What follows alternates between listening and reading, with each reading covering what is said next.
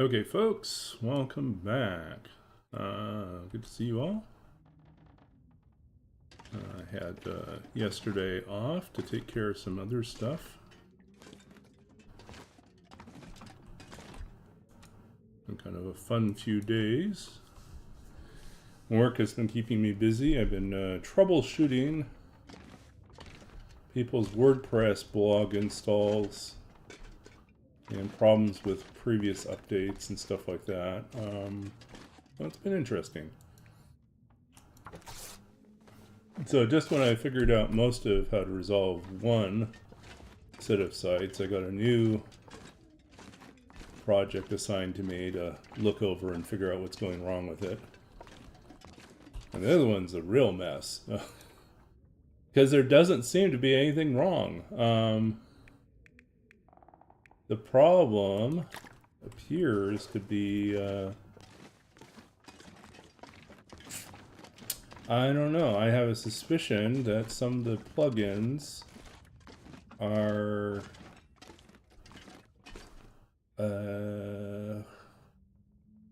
it's something to do with the page loads. Like, the page loads are super slow. And I've addressed, like, the image issues. I've addressed some other issues that I found where a... what was supposed to optimize caching was broken. I fixed that. But, yeah, there still remains something else that's going on behind the scenes. It's still preventing it from loading properly. So there are like 7-8 second loads. Really shouldn't have to wait that long for something to load.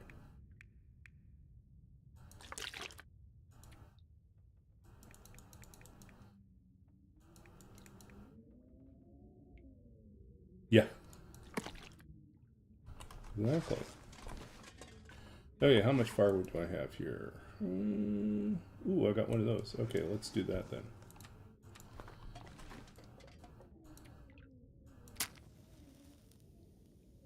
Good to see you, Laszlo. Welcome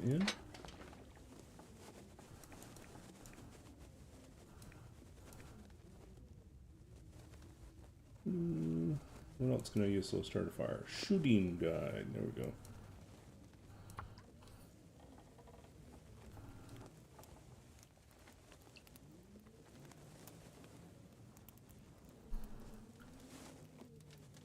Yeah, the current one I'm troubleshooting is particularly messy because it is a doctoral student's so it's a website supporting a doctoral student's dissertation, and so they've set it up so that everything is copy protected in the sense that you can't copy from the site, you can't right-click copy. So it runs a whole bunch of JavaScript to prevent people from stealing from the content from the website. And one suspicion is that all those scripts are actually contributing to the slowness of the site, you know. But I did some more research, and I don't know if I can really make that case. I think that I might be wrong on that one, in the sense that it may turn out to be something completely different. This is sometimes the case. But nonetheless, there's a mystery there. Something is not working as intended.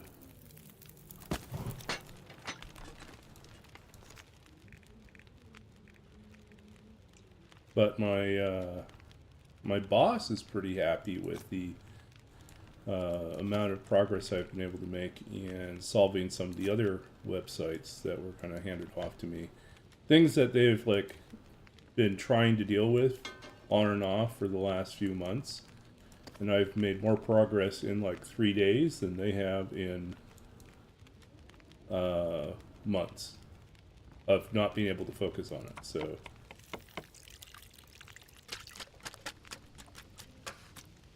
yeah, that's one of my questions. Is it in parallel or in serial? What's going on that is causing it to slow down so much?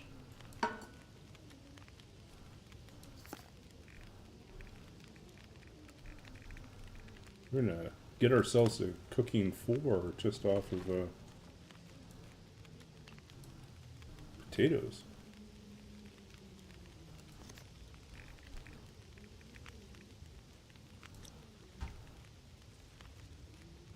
Nine minutes to potato time. Okay. 49. Okay.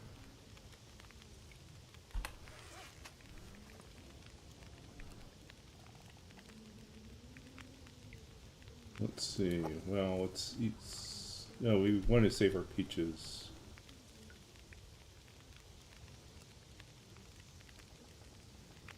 We're trying to save here. I'm going to drop this one.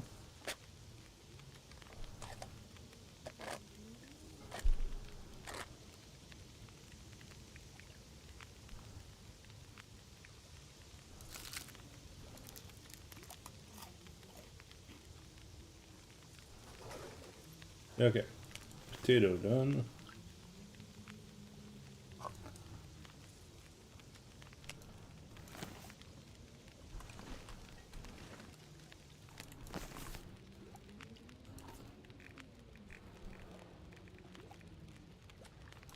So many potatoes.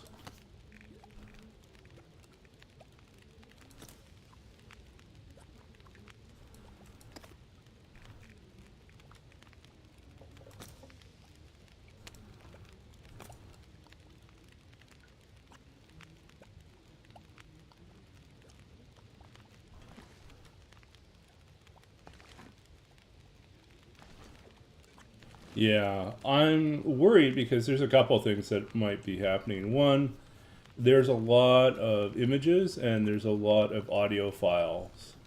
I think partly it's a design issue that depending on how things are set up and how things are cached, it may be doing a lot of loading that it doesn't need to, and if it were broken up more, it might not be so bad.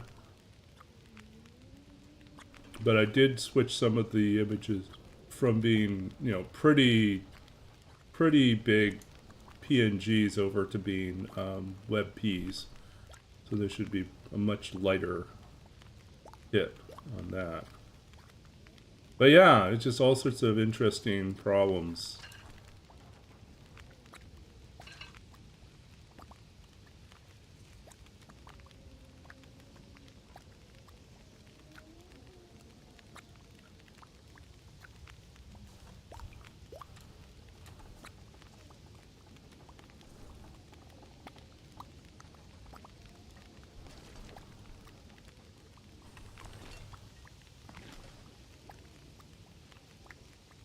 Yeah, the other set of websites I've been working on, my boss and I agree, probably should have been set up as static generated site instead of using WordPress, because the content is pretty static and the design's pretty simple, and they would not be having this many headaches because basically someone installed WordPress, built the website, and then ran no updates for about 4 years. And so you can imagine how behind it is. So I've had to step by step move it from, what did it start off at? It was the WordPress engine install version was 5.82. And I've got it up to 6.13. And so the goal is to have it all the way up to 6.53 by the end of, by the end of the week. So I got a couple more days to work on it.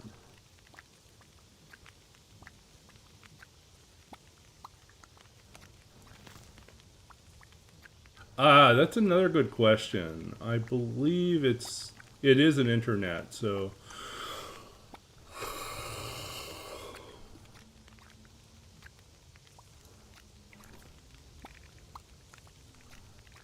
do want to make more peach pie, but I think we will settle for cooking. Oops.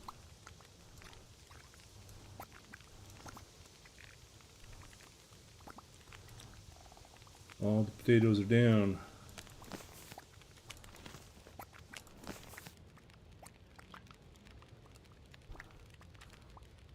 So many potatoes.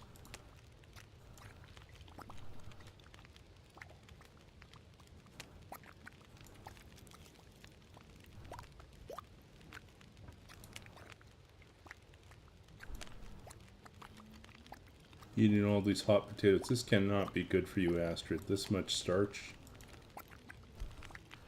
can't be good.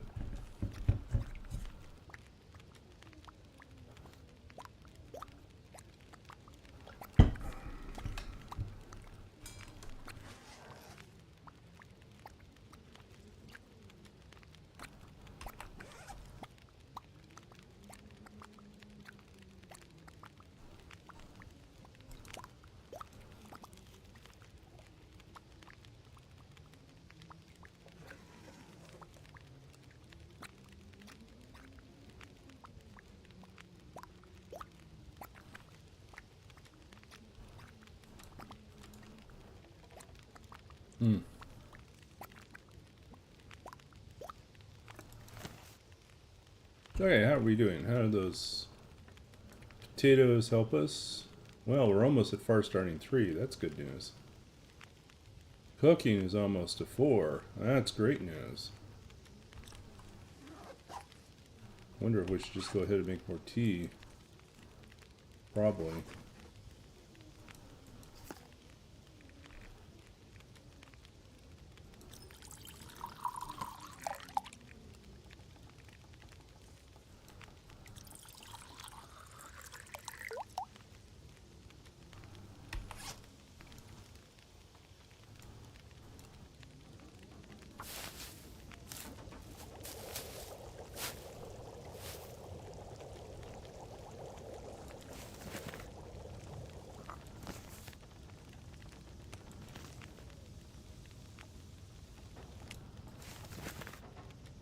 One hour left.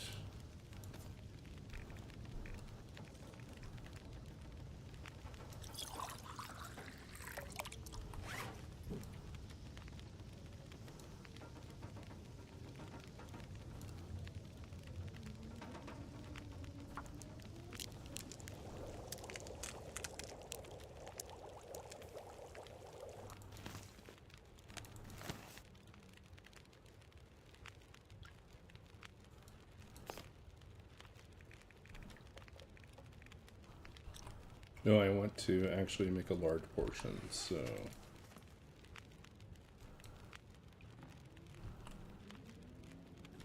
I think we just need to get more torches going here.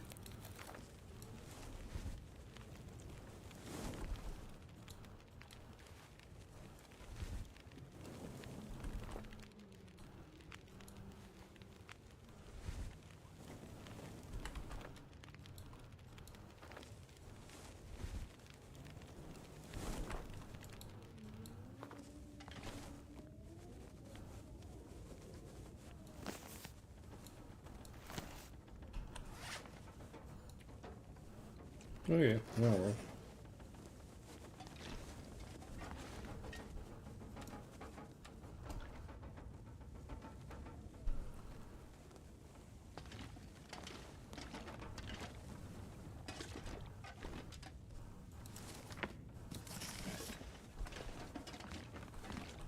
We're starting a fire in here just to see if we can get our fire starting early. Get it done so we're on 3, then we can ditch all the cattails.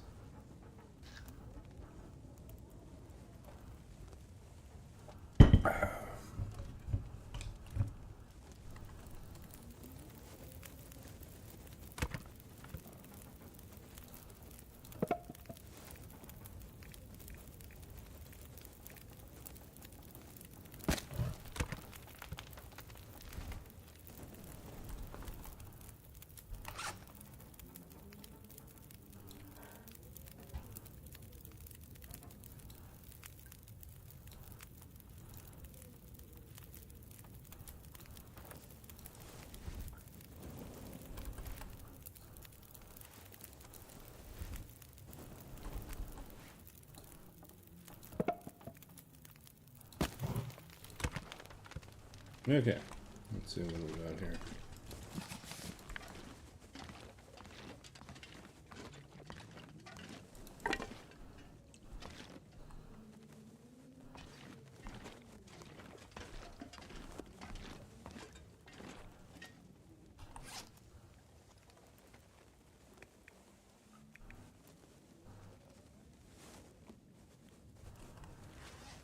More crappy torches. Okay.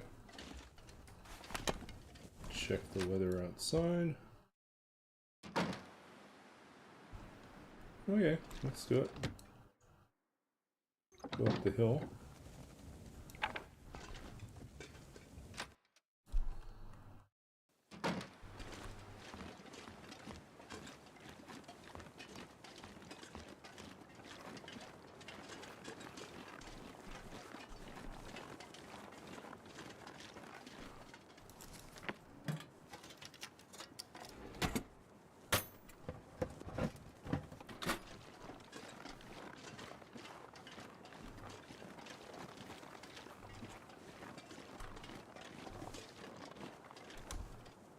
Actually, maybe we should go down to the farmstead.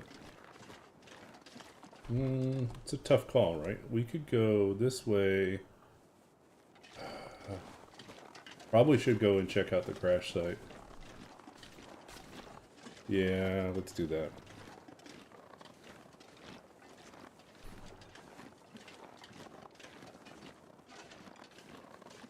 Is there a Mackinac there? No, I think we'll do farmstead.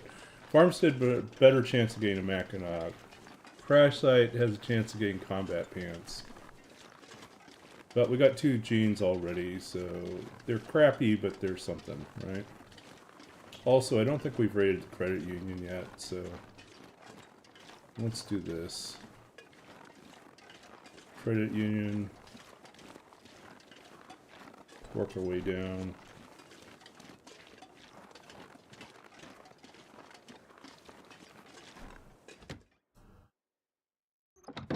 Alright, we haven't been in here yet. Nope, I haven't been here yet. More coffee. Well, it definitely gives us even more options for staying warm.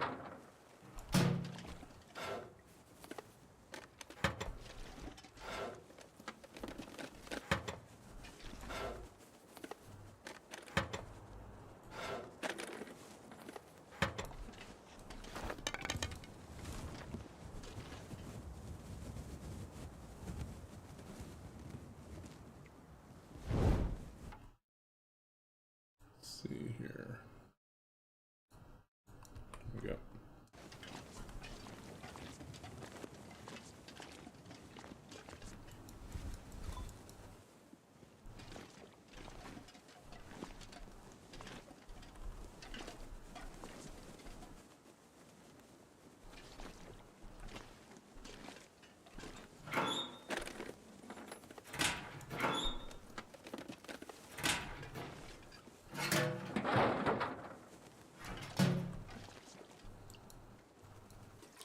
It's a lot of water.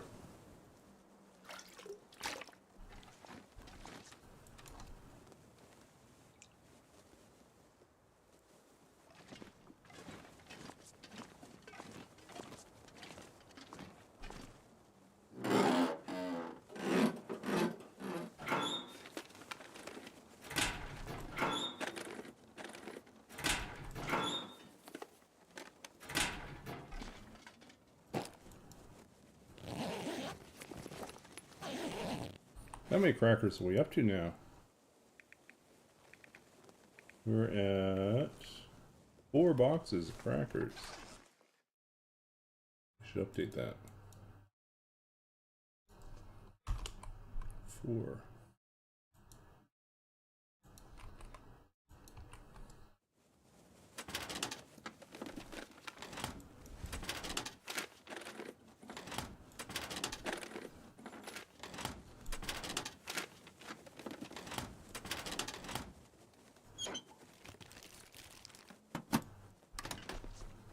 So much coffee here.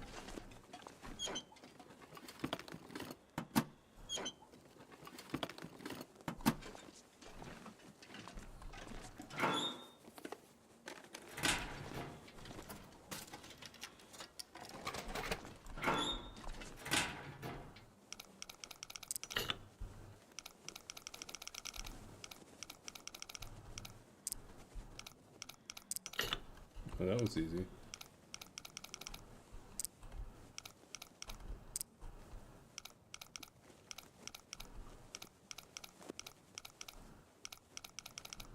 Is it going to wrap all the way around? No, it didn't. Okay. I was beginning to think all cluster around. Oh, stem. Huge help.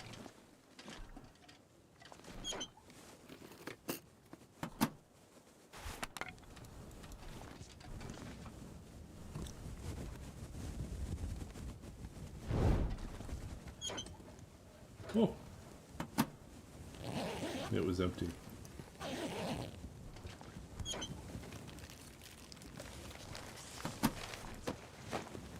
Sorry, buddy. I tried to break in. There was nothing useful.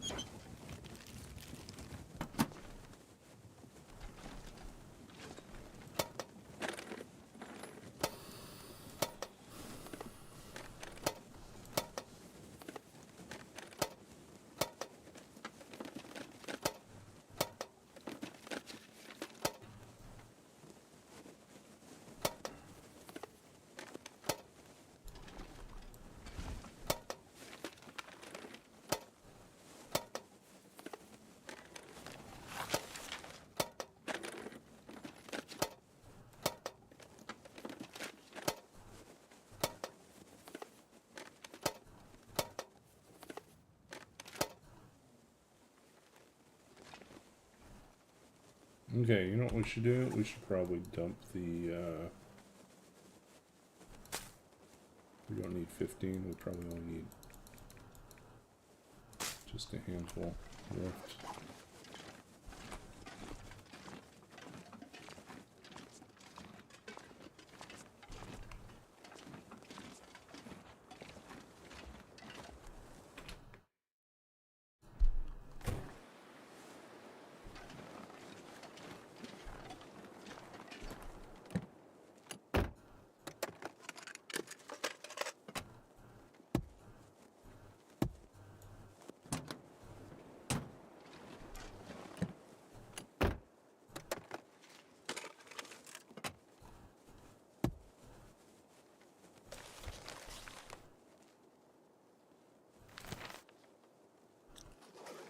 Practice stash from behind the organ.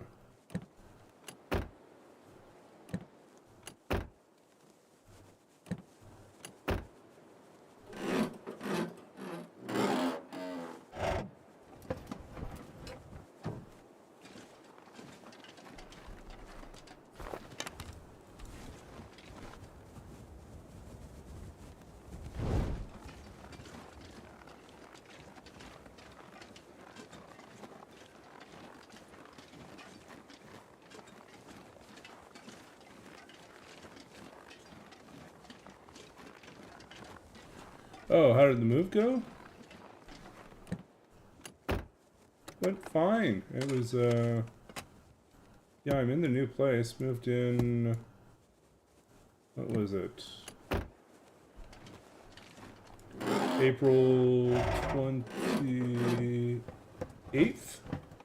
was move day. April 28th. So it's been about a week.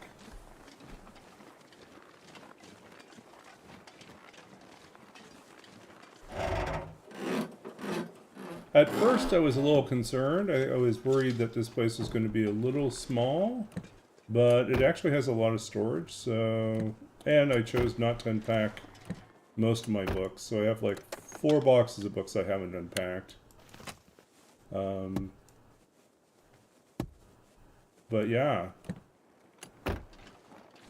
No, one of my old roommates decided to stick around and give me a hand. Because I was helping him, because I have a vehicle, I was helping drive his stuff over to his new place, so he decided he'd stick around and help me move stuff. But I did a lot of it on my own. I just got up really early and went and worked on it.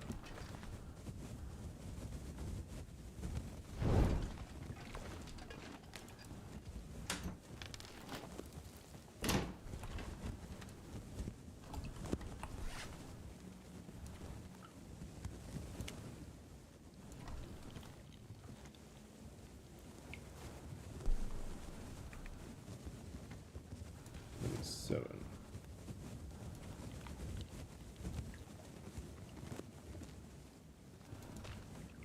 Get 2 of them. Double headache. Whoa, it's so trippy.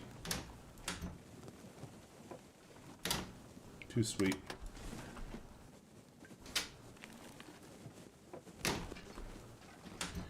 Yeah, it looked to be stressful. Wow, another box of crackers. We're at 5 crackers now. And there's a fry pan skillet in there.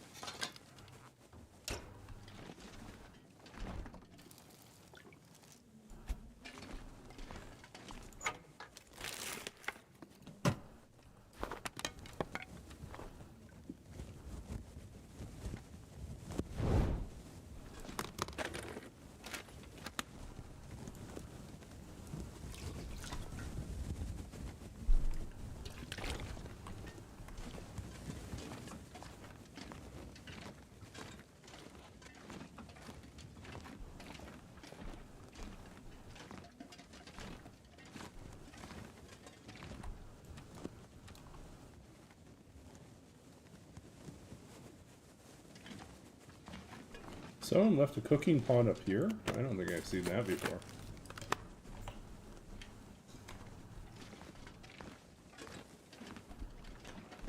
I guess we can bring it down.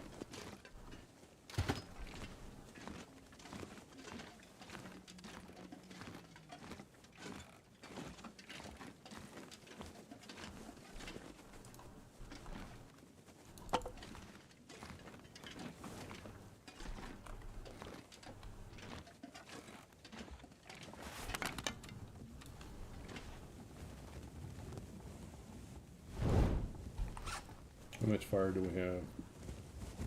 We have no fuel.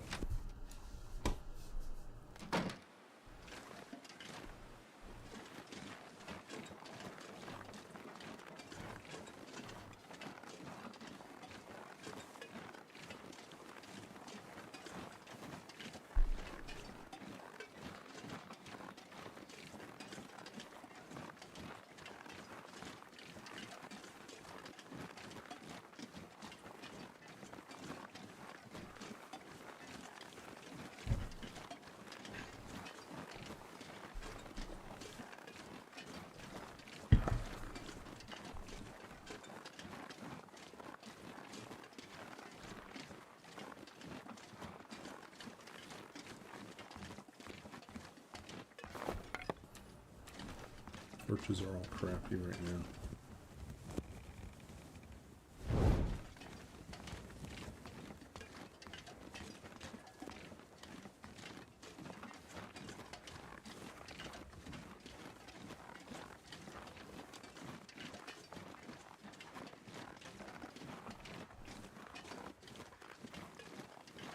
Well, tomorrow night, no stream because we have D&D night.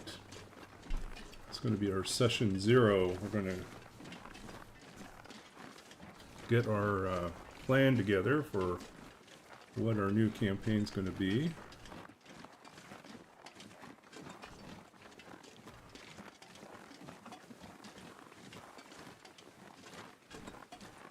I have to write up a few ideas and let them choose. I did ask them to think about something that their character is going to be haunted by, which could be literally, like haunted by a ghost, or troubled by something they did in the past, or a memory of something, good or bad.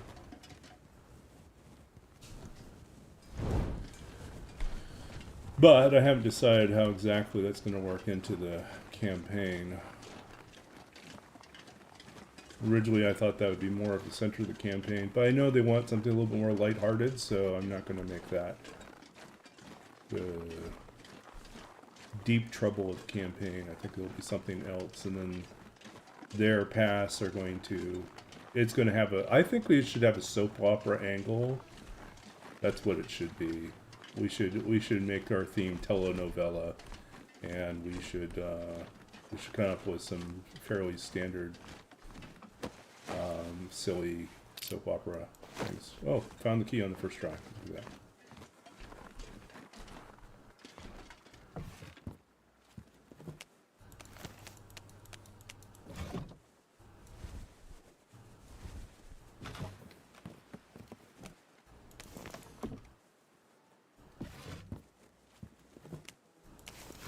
Got so many potatoes again.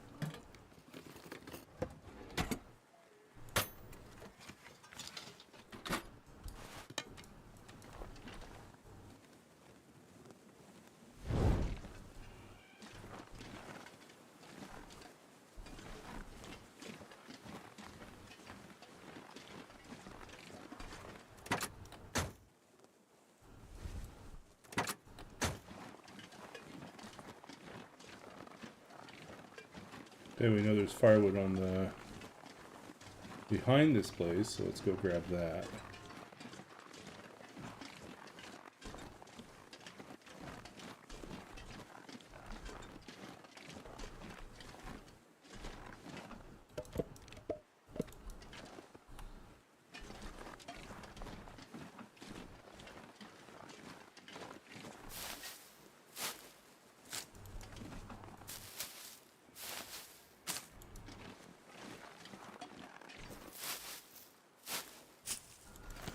Okay, time to go inside.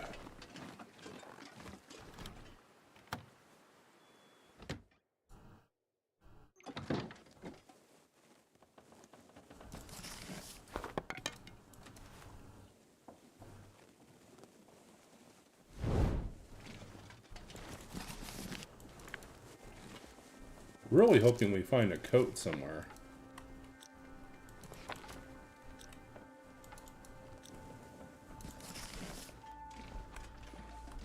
Okay, I think I saw another box of crackers. Too wild.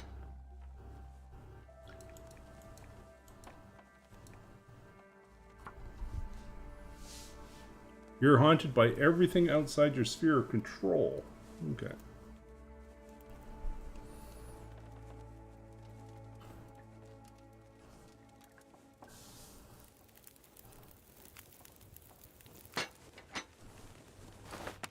Oh, look, more skillets.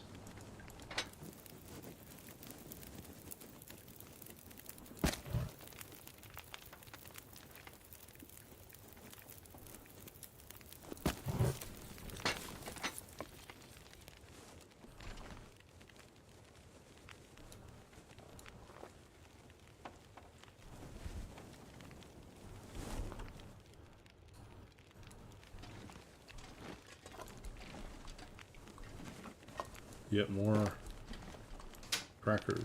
Look at us.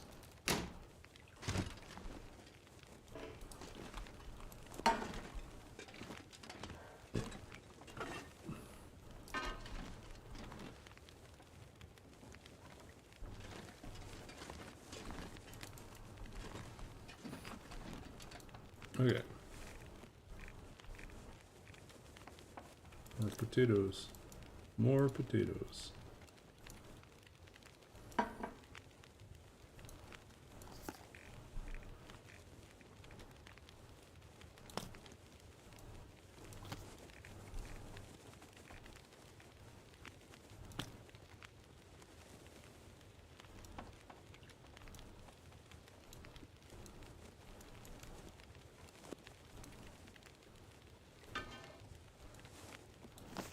Yep. That's not what we want.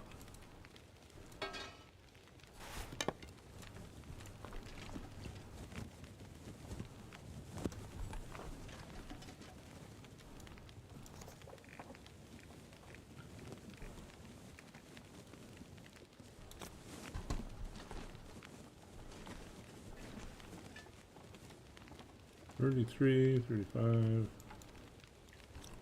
Too long.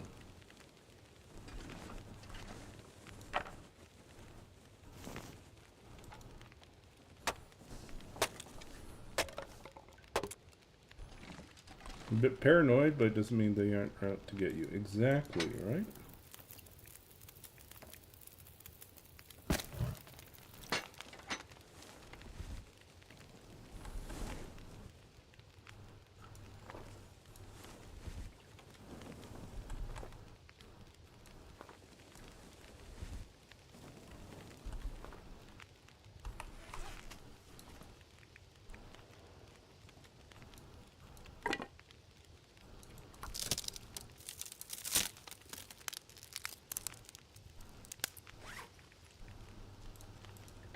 We only got 4.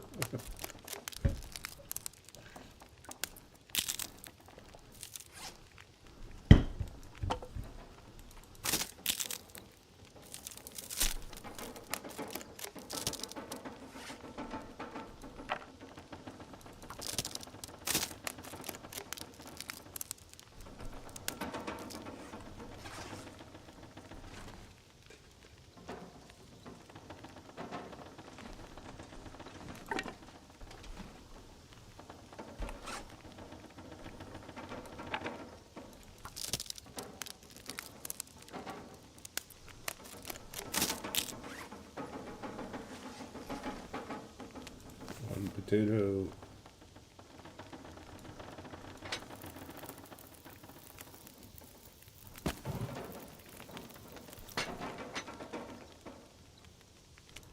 Two potato.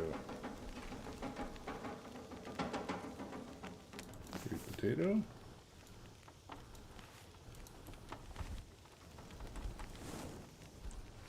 It's 5, 6.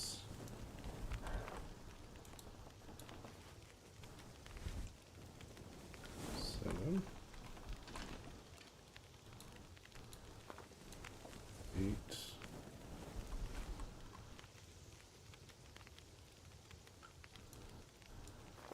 9, 10. Nope.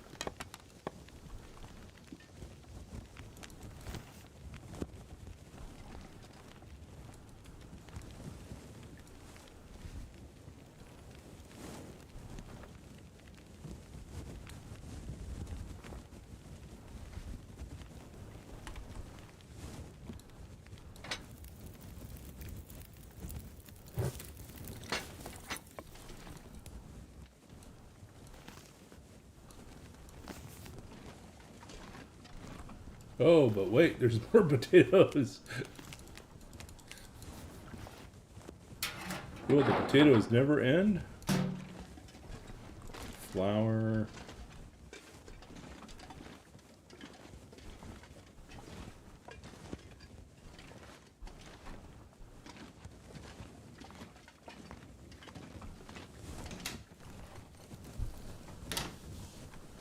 What plot points?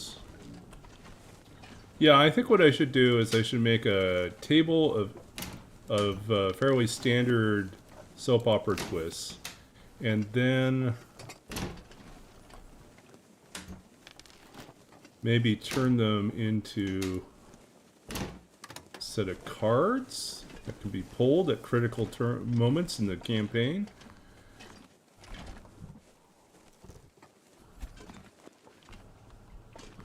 I think that would be funny. You are eating potatoes. Way to LARP.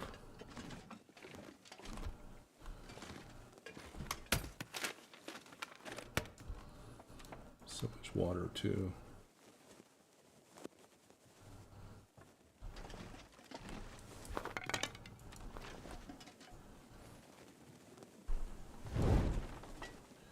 Random of the Opera, yes.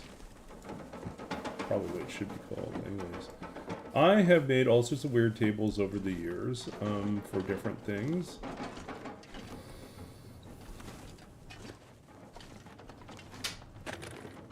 Some of which never actually get used, but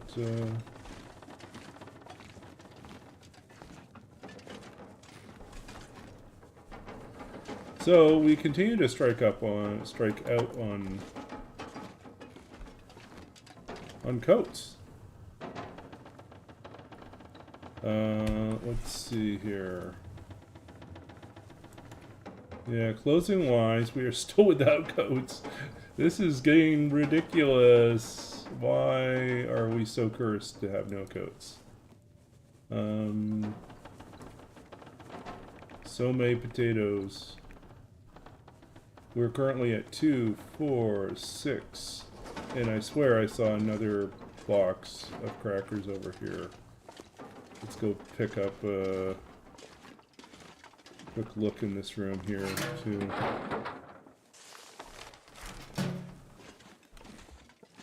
I think we should start a fire in the bedroom as well. Just so we can get to fire starting 3.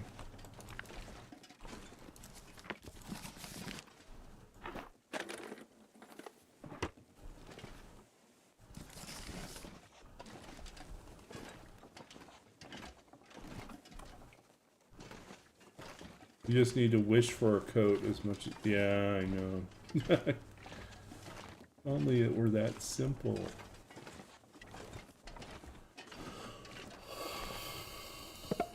Ooh.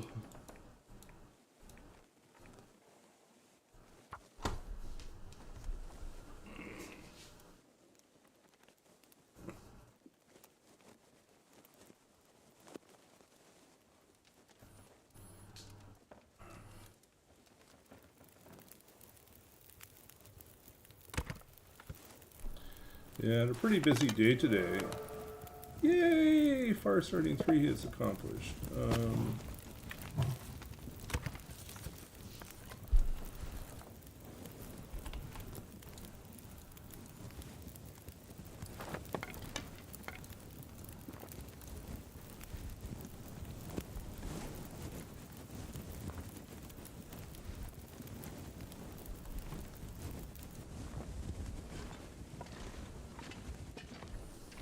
Okay, so well, that makes a huge difference right now.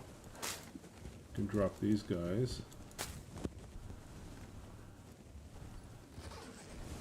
And I think we could probably afford to drop all our books at this point, since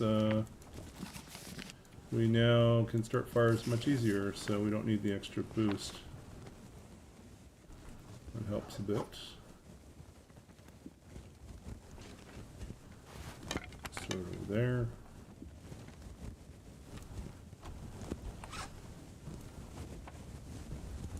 So many potatoes. No more tinder.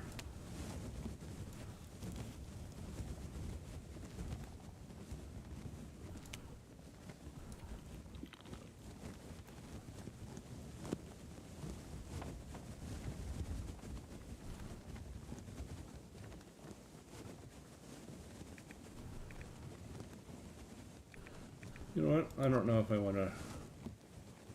There's a lot of calories, though. We'll hold on to it. We'll figure out when to have it.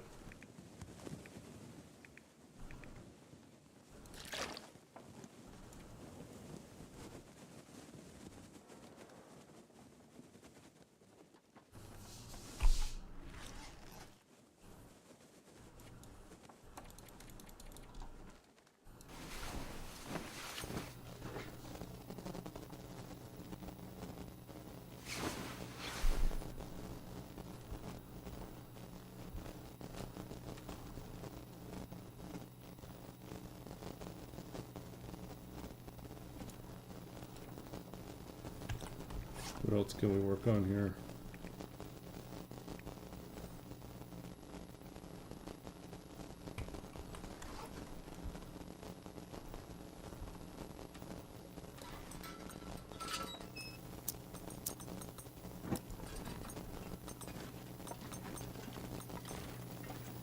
So yeah, I'm pretty certain I saw, yes indeed, another box of crackers. No Long Johns. More water.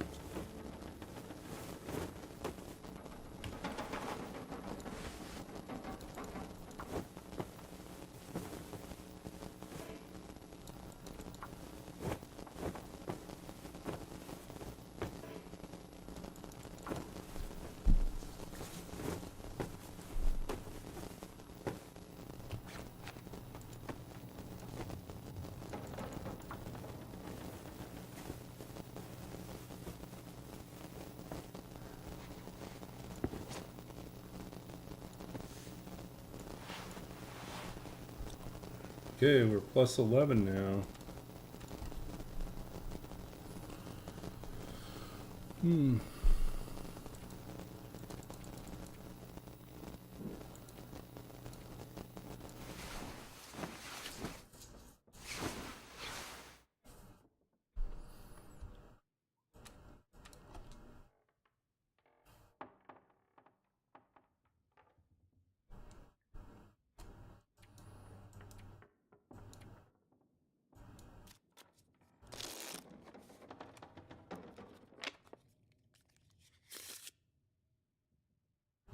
Uh-oh.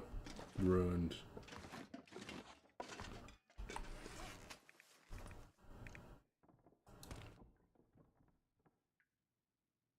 I'm not gonna risk food poisoning here. We've got enough other food.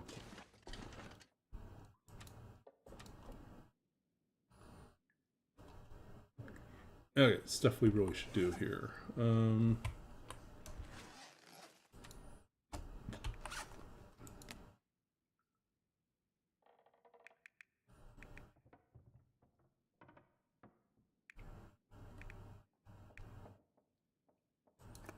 Okay.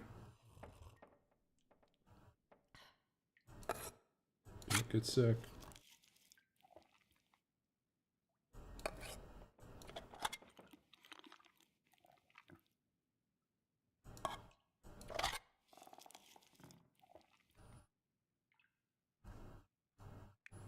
Down to 47.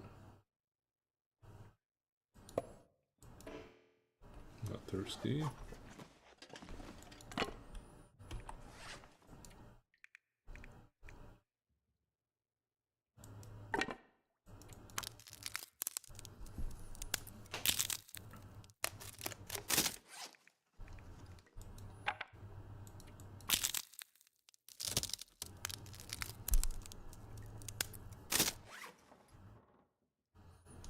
Okay, so what do we have? We don't need to carry around 2 of those. We'll leave one behind.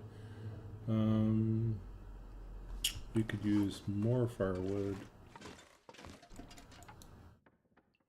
Just break this one down.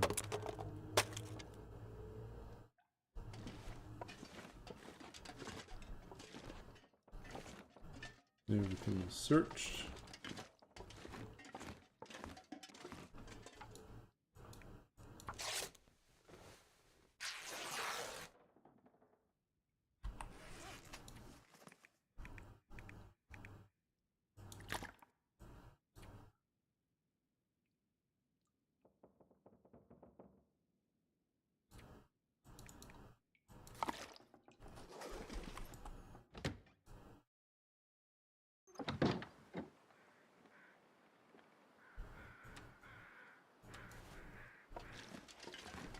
Where to next?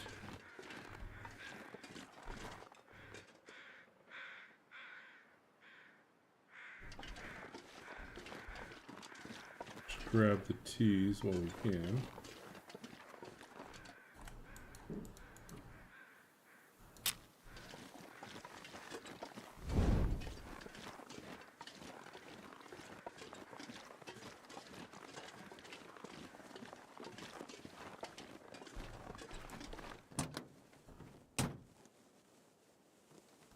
Haha! Score, aviator cap. It's frozen though. Goes on the outside or the inside?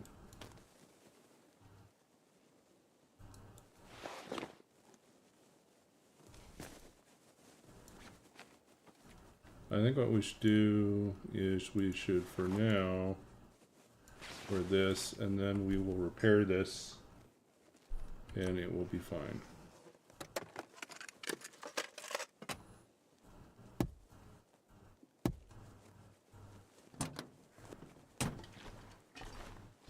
Yeah, we haven't been up to signal fire.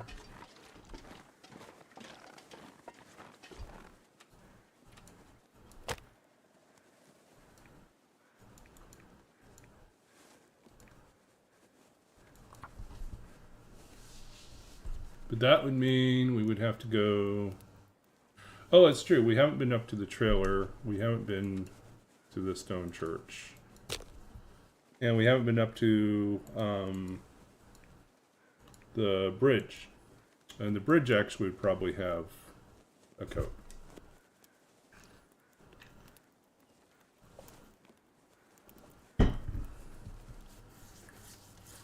So I have to go all the way up to the Bear Bridge.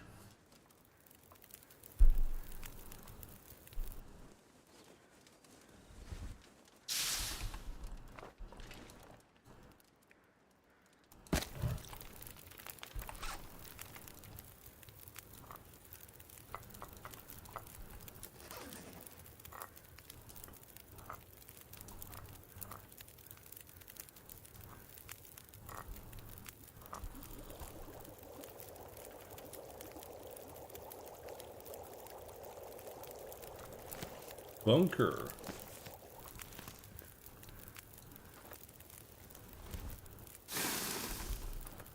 Milton Bunker. I vaguely remember. Do I really remember where that is? I might not remember where that is.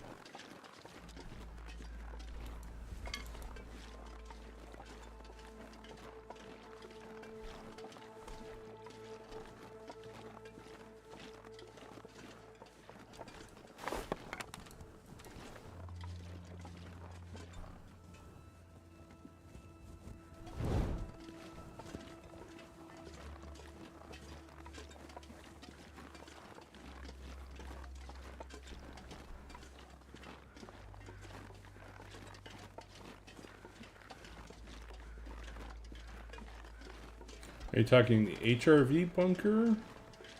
Might be a different bunker.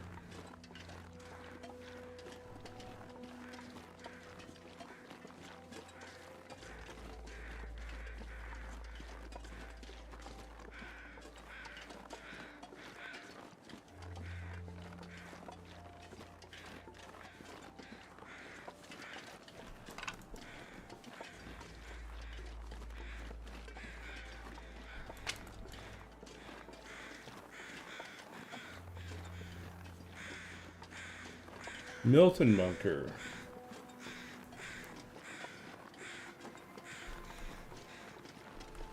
Milton bunker. I'm trying to remember the Milton bunker. Is that over by Bear Bridge, or is there a different place I should be looking? Can't remember the bunker here.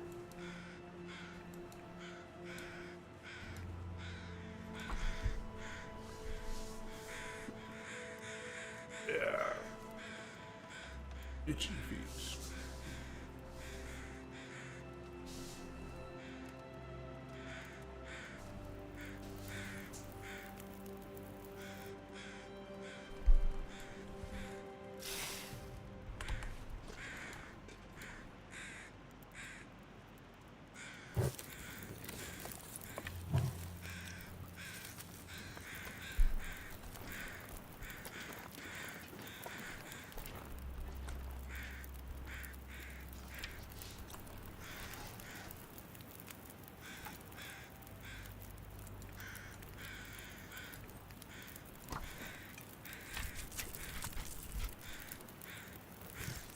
Yeah, the HRV bunker is easy.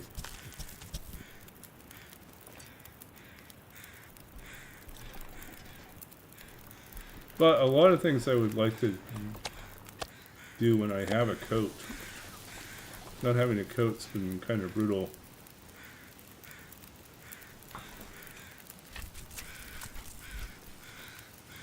And as much as we skin these deer, we're never going to be able to make a coat out of them. We'll just be able to make pants at some point.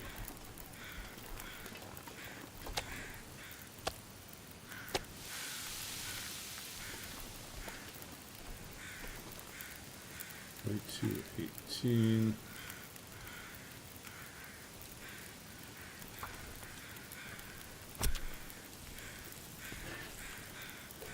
It's through the cave after the bearless bridge. Okay. That's what I thought. I vaguely remember it being over there.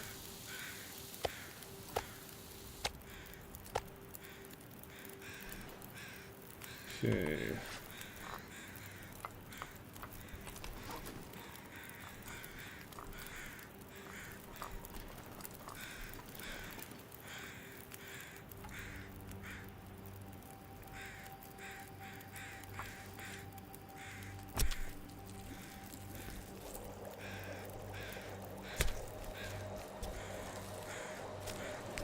No, no, no, no. Don't do this to us.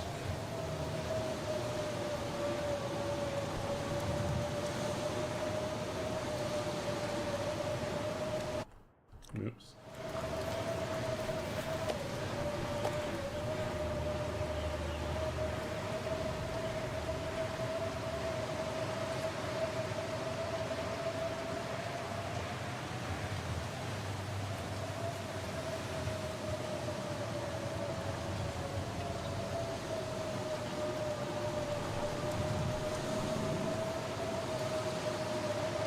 Maybe we'll skip the cattails for now.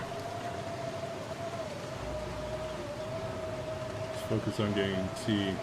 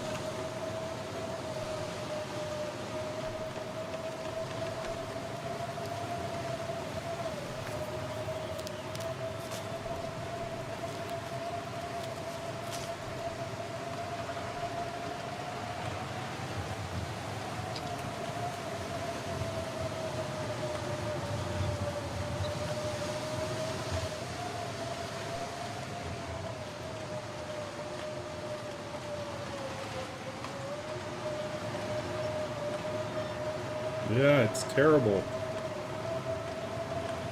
Terrible, terrible, terrible.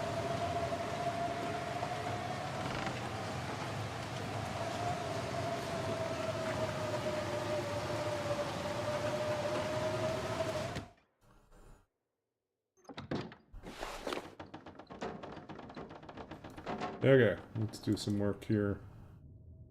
Aviator cap. Leather. Oh, looky, looky. We got shoes we can break down here.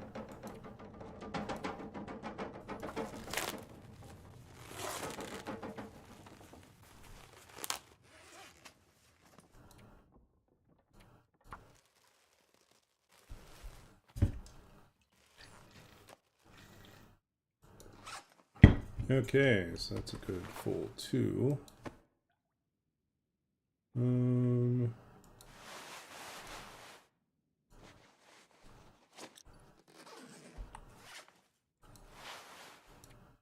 Just harvest this one.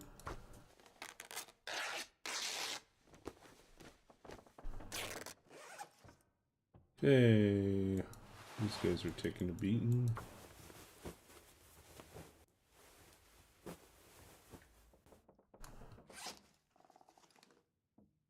Other than that, pretty good. 13 we are.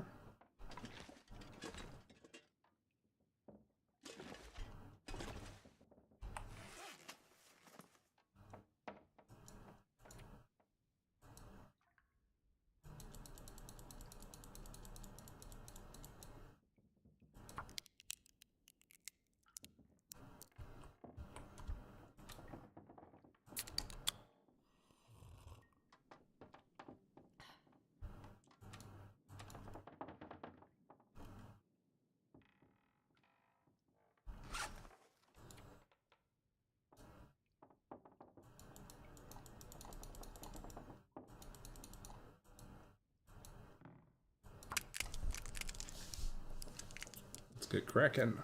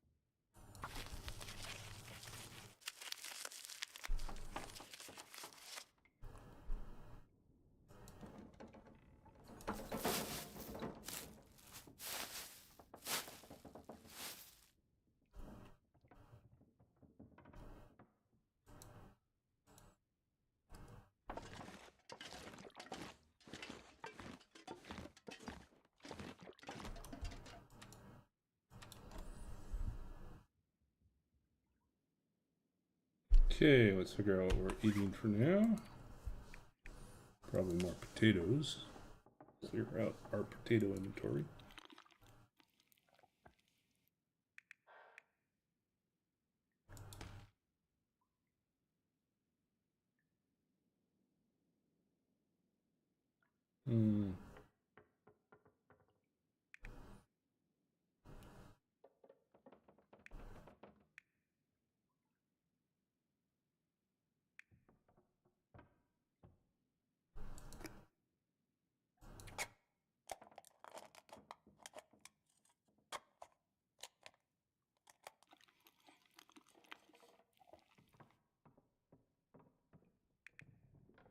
These guys still need to be cooked. Next cooking session.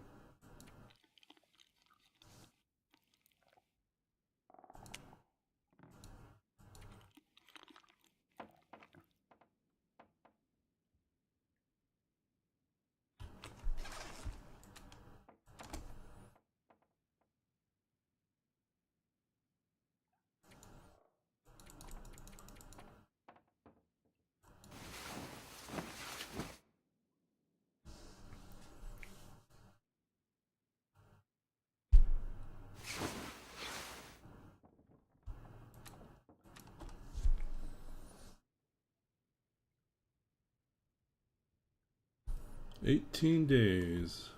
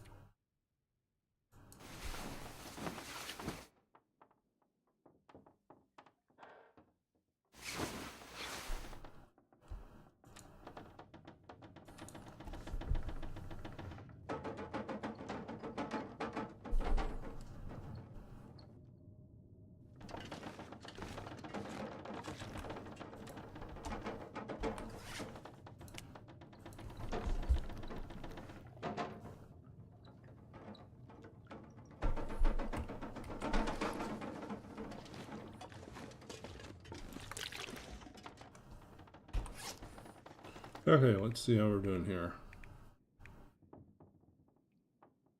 Oh, we still have meat on us too. Should eat the meat.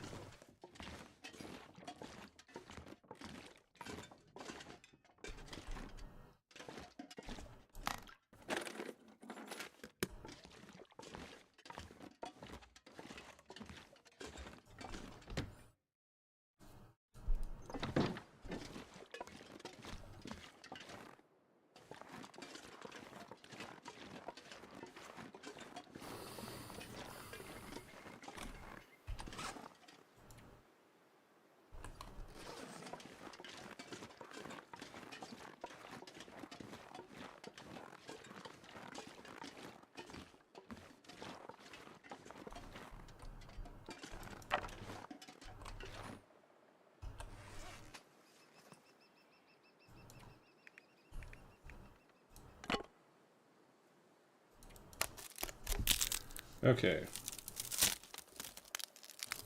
We're slogging our way through this.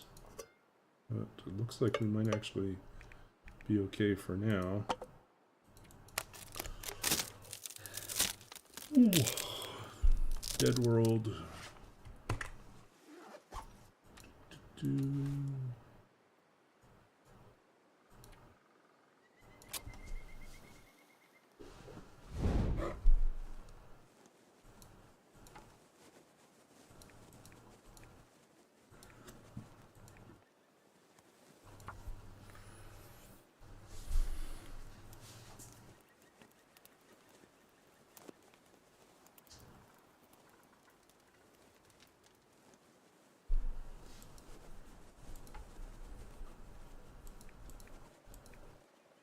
Supposed to be easier now, right? We have 85% chance.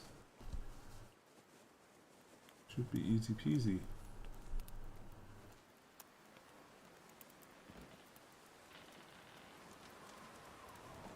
And of course the wind blows out everything.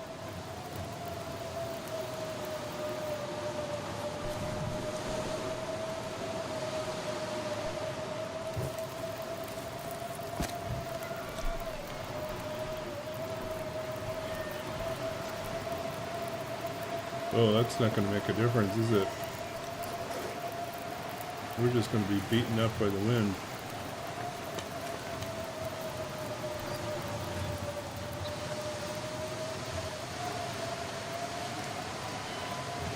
That was terrible. It changed instantly into this.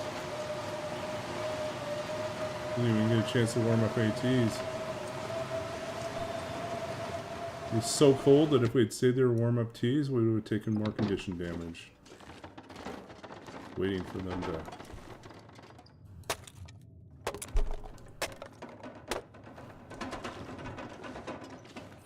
Well, we do have a stem. Could use that. Before bed. It's still early.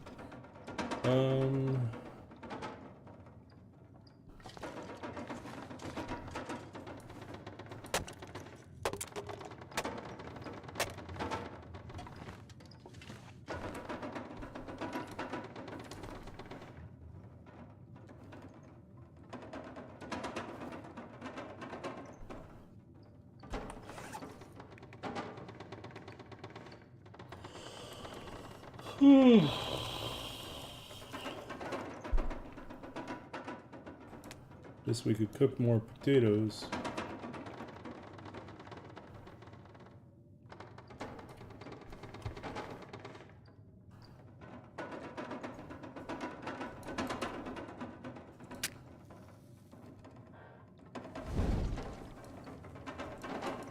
Check out all this excitement in Deadworld,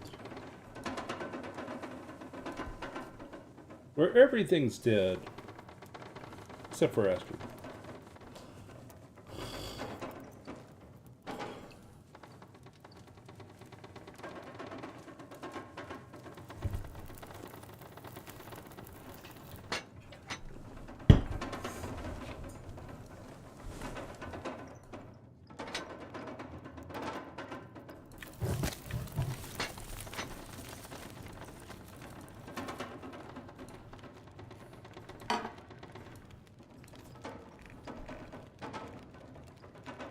And more potatoes.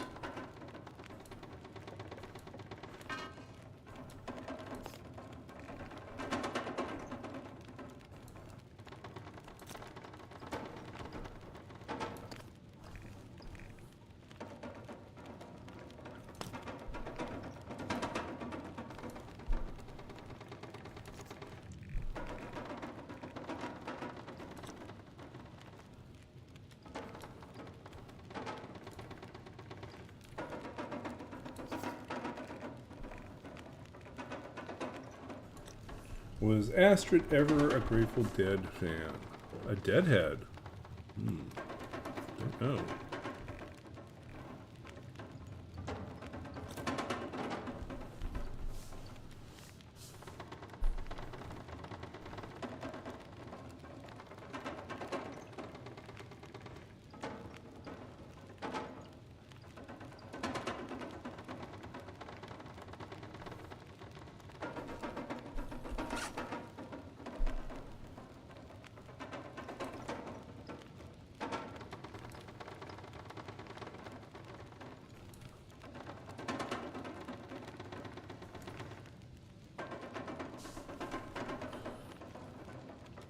Oh.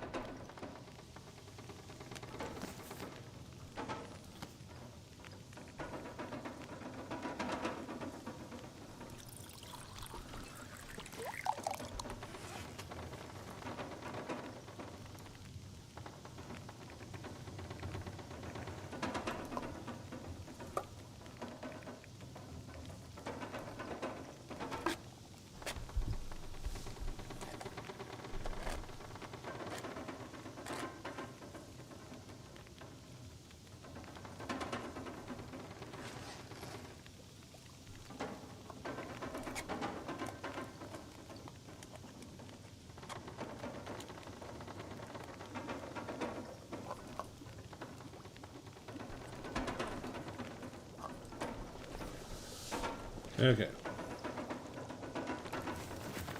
Cooks, cooks, cooks.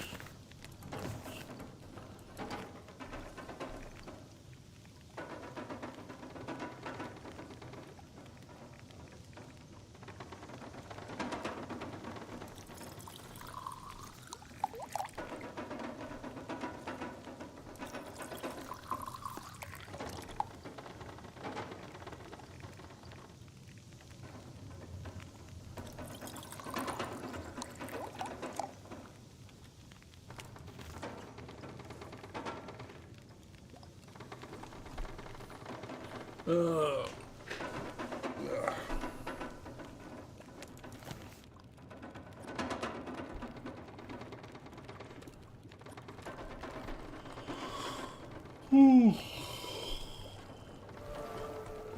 Cooking for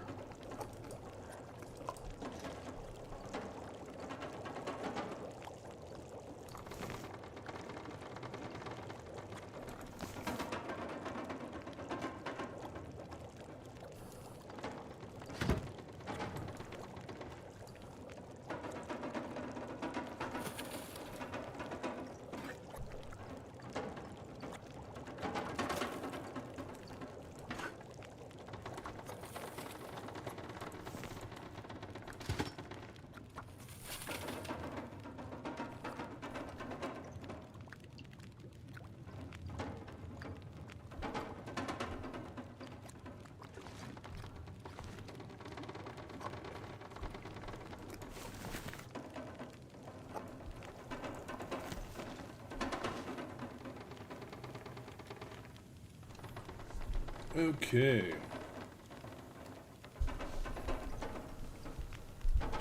Astrid is the potato queen.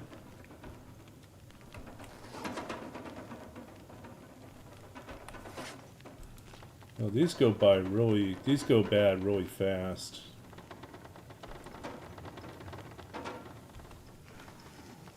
I have to remember when I make them that I need to use them right away.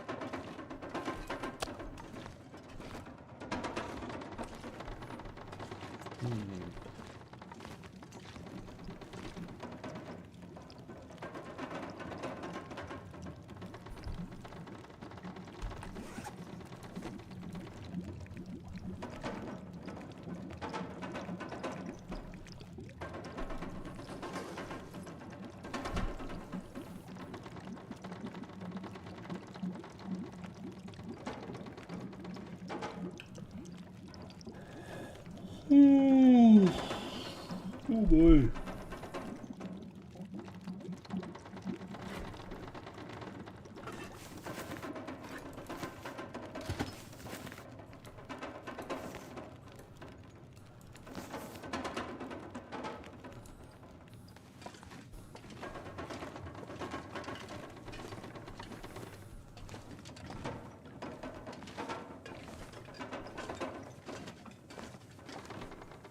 Where's the hide at? Over there. Okay.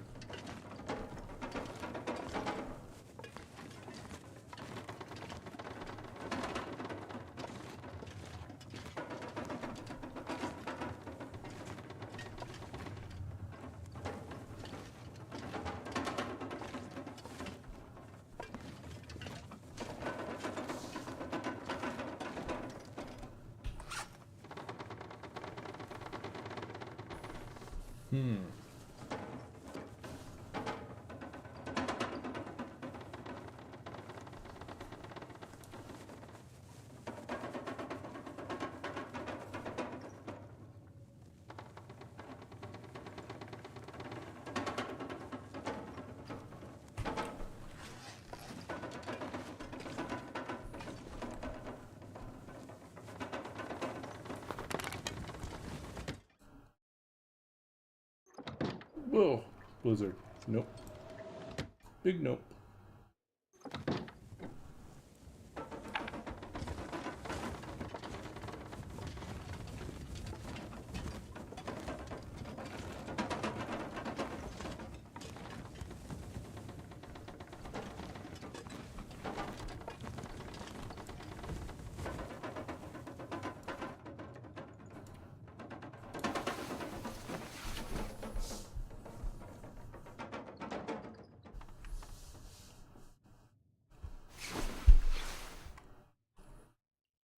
Okay, storm is over.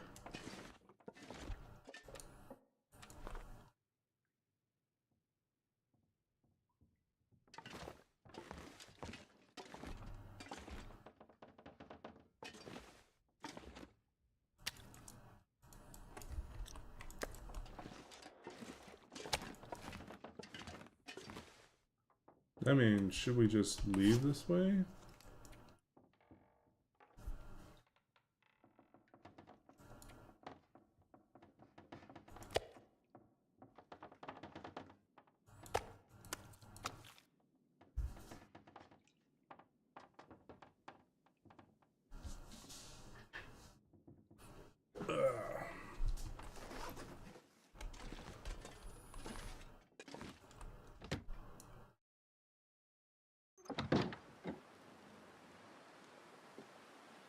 Well, that doesn't look good either.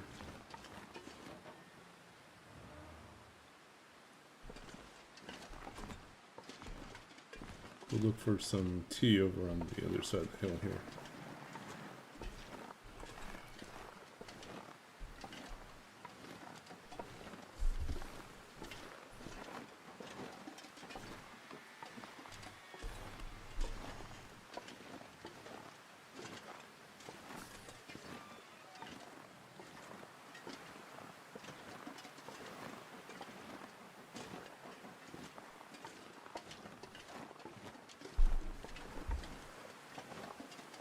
Well, we have quite the crowd tonight.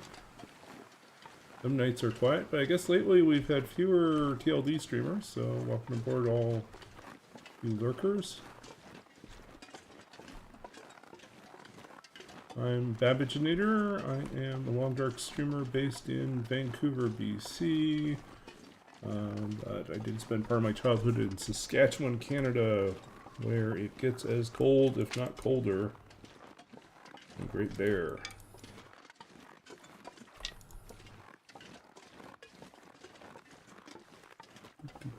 I don't see anything useful here. More sticks. That's about it. But yeah, I'm a writer. I'm a former computer games programmer. I'm a longtime D&D player and DM. And I'm the author of 2 books of poetry, among other things. So, We geek out about all sorts of different things on this channel. Sometimes we're talking about artificial intelligence. I wrote my dissertation on 19th century artificial intelligence, or basically how does a machine become a person in the 19th century, and what does it mean for our understanding of where Sherlock Holmes comes from.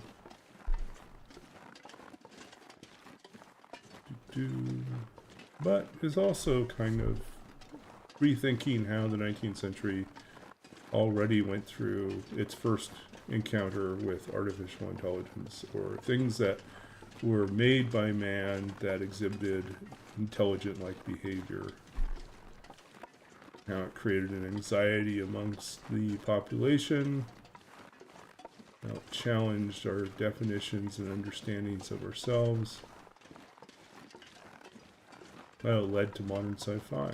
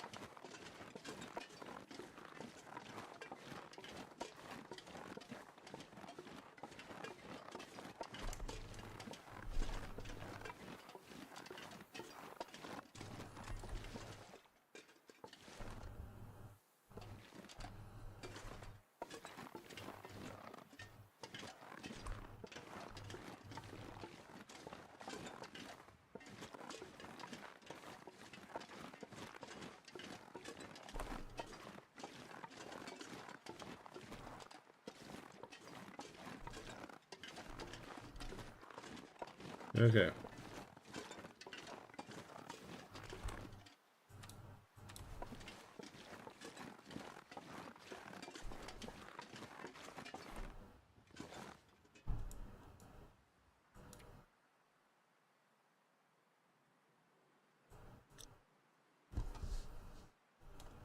Well,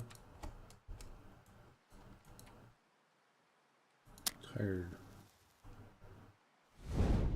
Oh, okay, good. We do need to break up the monotony here and read something. Well,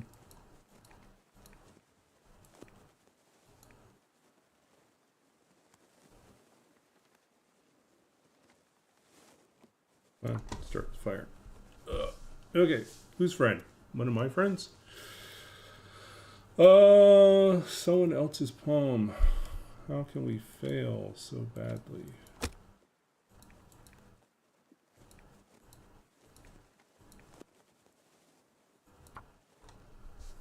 Someone else's poem.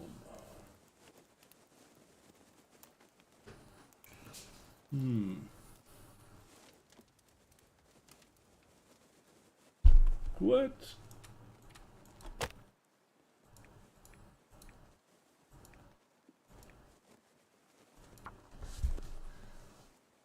I'm not just stalling, right? It's like, we are legitimately having a hard time lighting a fire. Oh, you know what? I should read from Brandon's work. So one of my friends just won a Pulitzer Prize. Is that wild? Went to school with the guy. Talented writer, poet. And his book just won the Pulitzer Prize, which is fantastic news for him. Good news for us too. It means it's easier to track down his book. Now, I don't have a copy of the book that won the Pulitzer, so I'll probably have to put it on my list of things to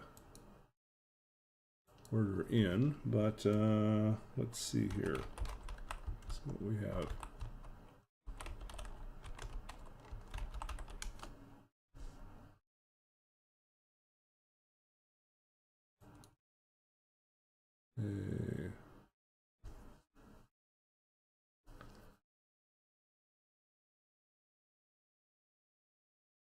So his book was, oh, actually I do have a copy of this, but packed away right now. It is Yeah, they need to update the website. Yeah, yeah, it was shortlisted for Southwest Books of the Year, National Book Award, and yeah, so National Book Award, Best Poetry by Southwest Books of the Year, and then it did win the Pulitzer Prize, which is really amazing. Um, okay.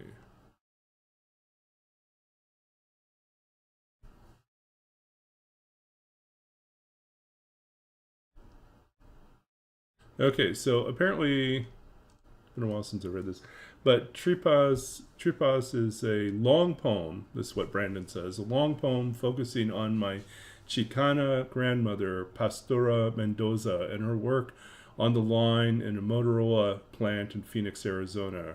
In her 30-year career, my grandmother would eventually inspect components that were assembled in some of the first cellular phones, examining the fused wiring between Spanish, Chinese, and English. Because Brandon is part Chinese and part Mexican, which is fantastic. I mean, like I'm mixed, and I love meeting other people who are mixed, but some people have even wilder stories, more interesting situations where their families came together. So examining the fused wiring between Spanish, Chinese, and English, the poem enacts a kind of telephone between the three languages, echoing his experience growing up with a mix of his family's languages, primarily heard rather than spoken.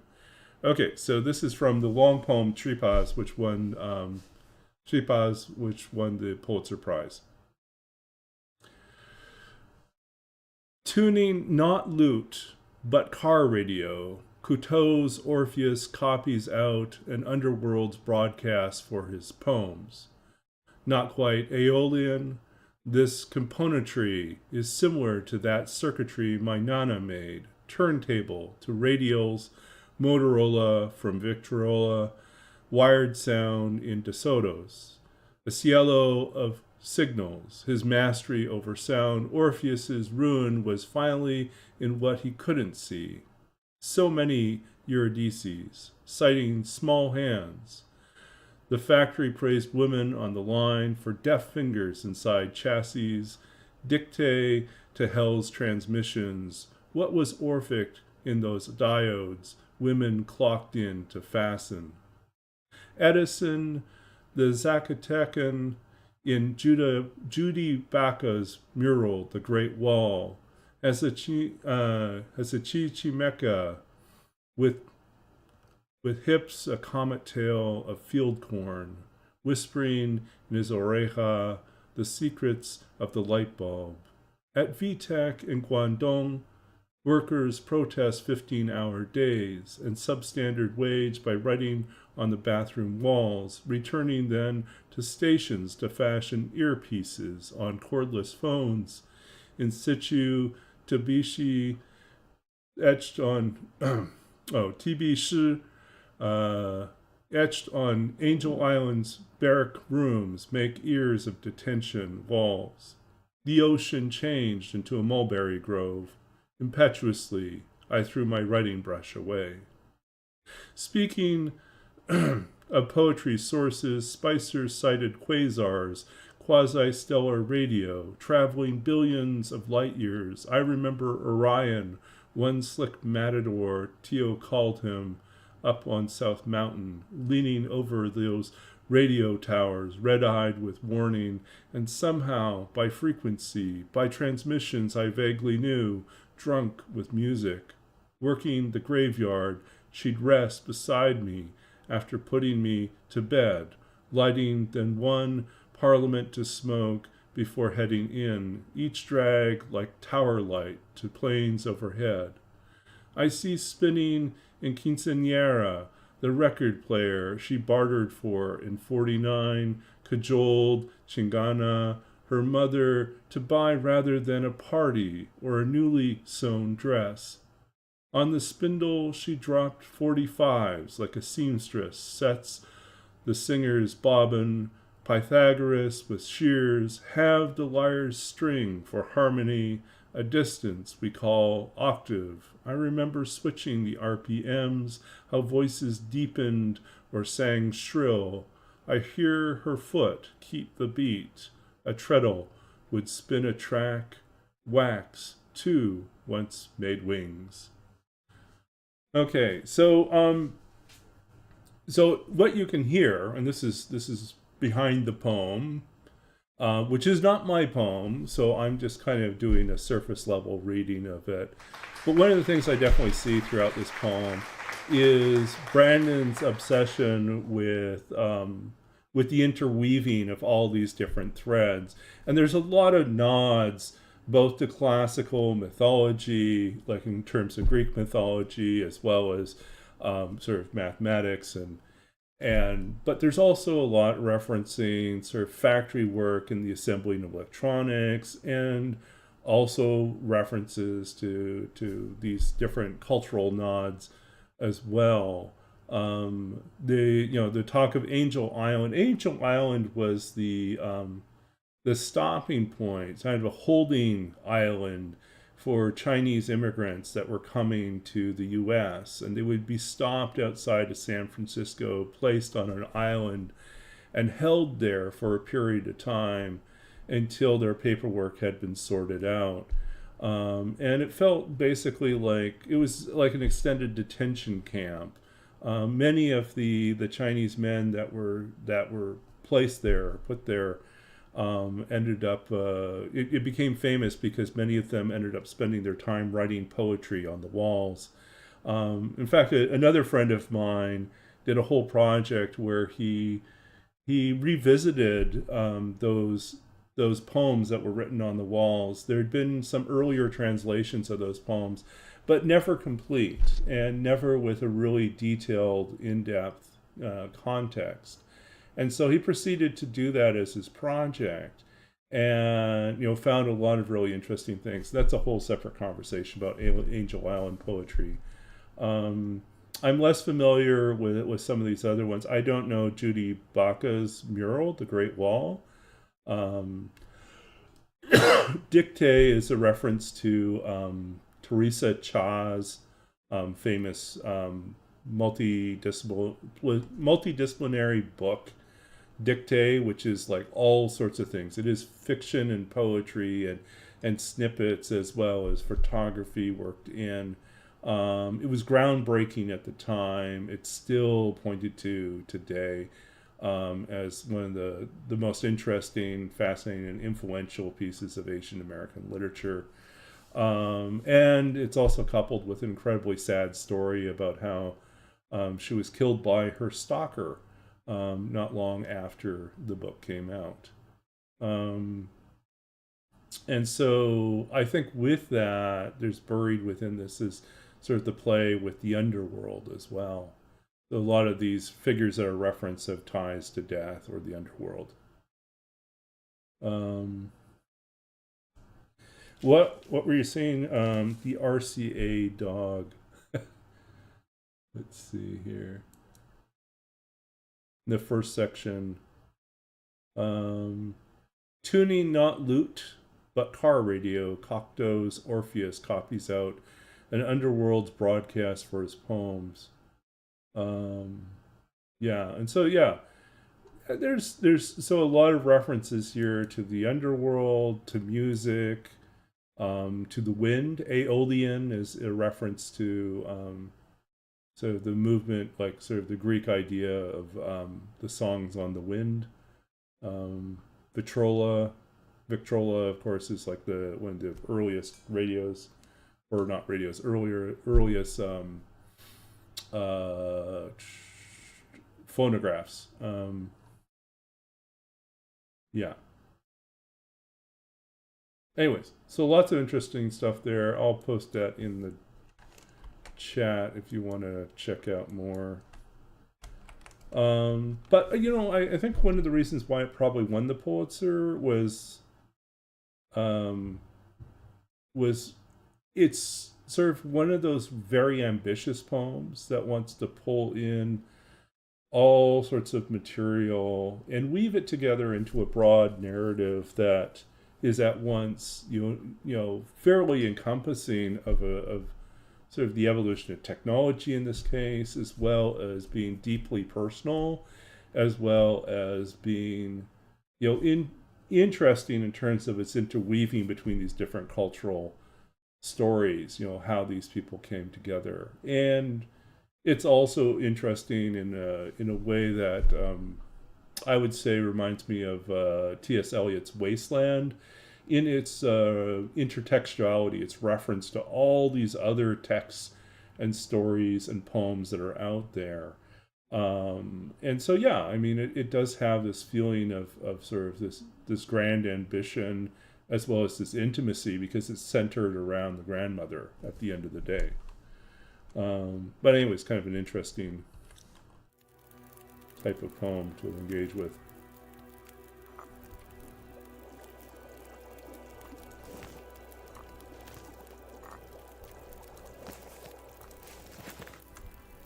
Yeah, I think that's one of the wild things is that, like all our broadcasts, just continue to go out there, right?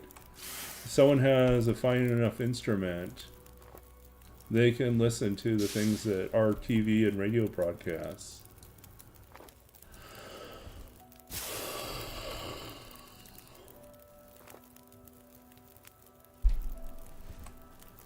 Wild. Hey. We're gonna go to the stone church. Is there actually birch bark here?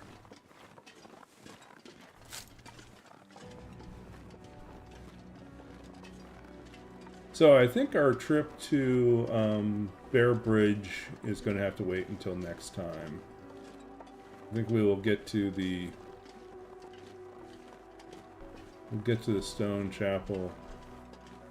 What's its name? St. Christopher's. We'll get to St. Christopher's and then we'll probably wrap up.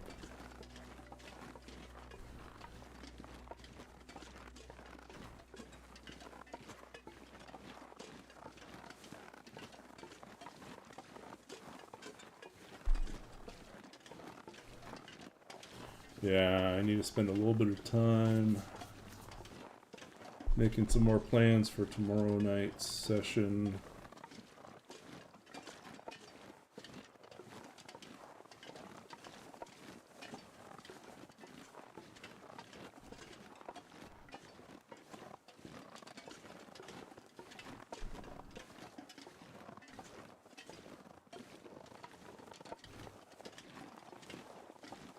Another thought I had for the campaign is that they all believe themselves to be the secret heir of a vast fortune that they've come to claim.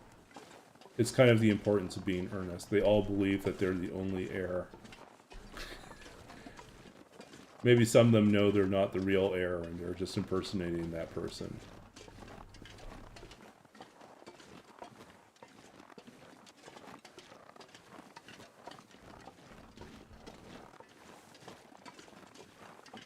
I think it would be really funny to run an importance of being earnest, flavored campaign. Especially if they're all imposters. Yeah.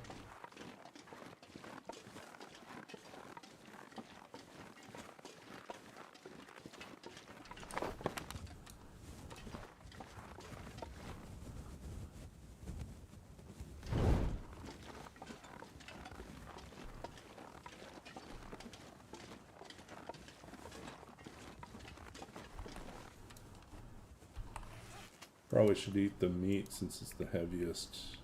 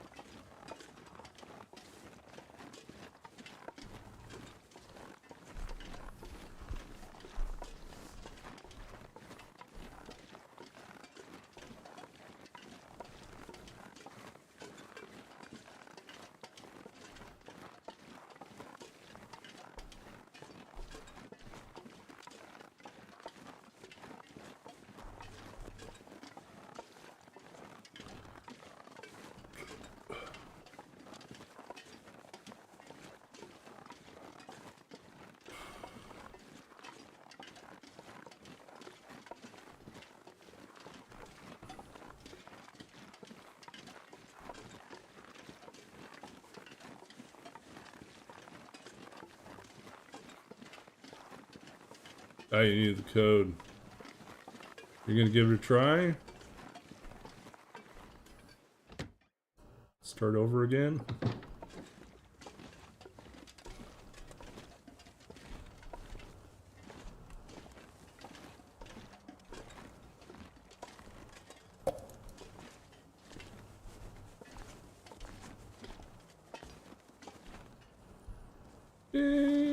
Gonna have enough time. How many pry bars are there in this run? There are so many pry bars everywhere. It's like, you get a pry bar, you get a pry bar, you get a pry bar, everyone gets a pry bar. Yay. No.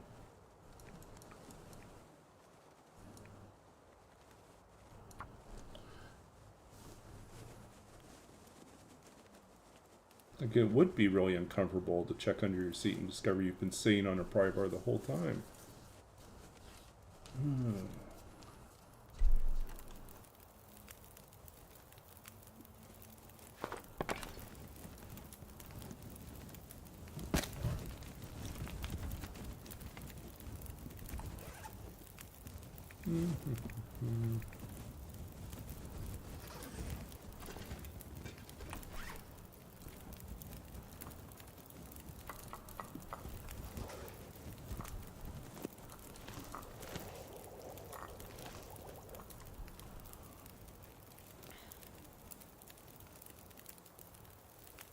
No-go run's coming to an end.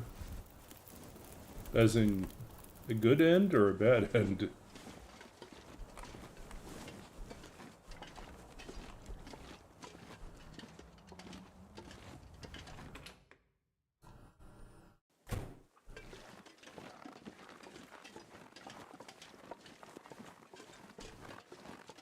Guess we should try this car.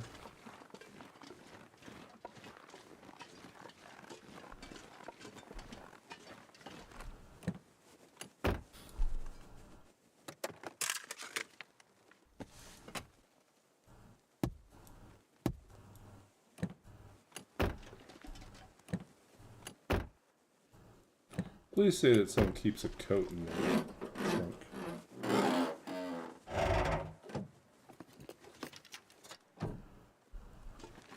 Yeah.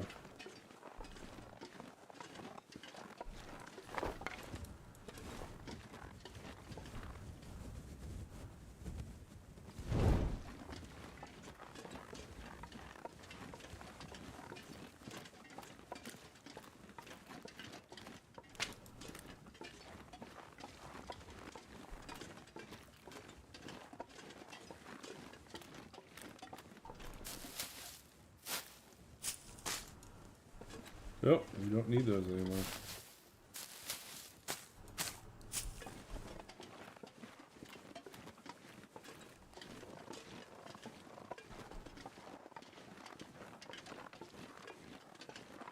No gauge?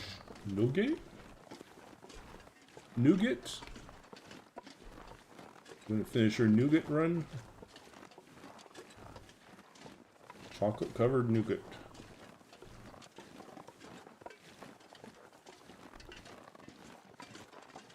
No goat. No goat run.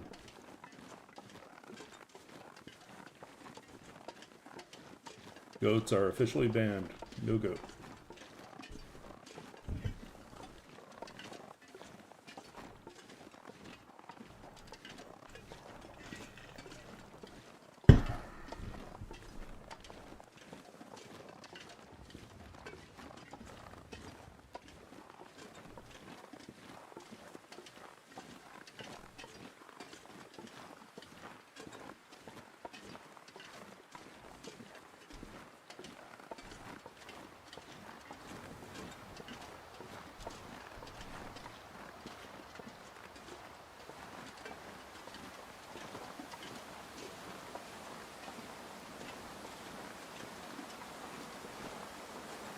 Chocolate covered nougat. No goats.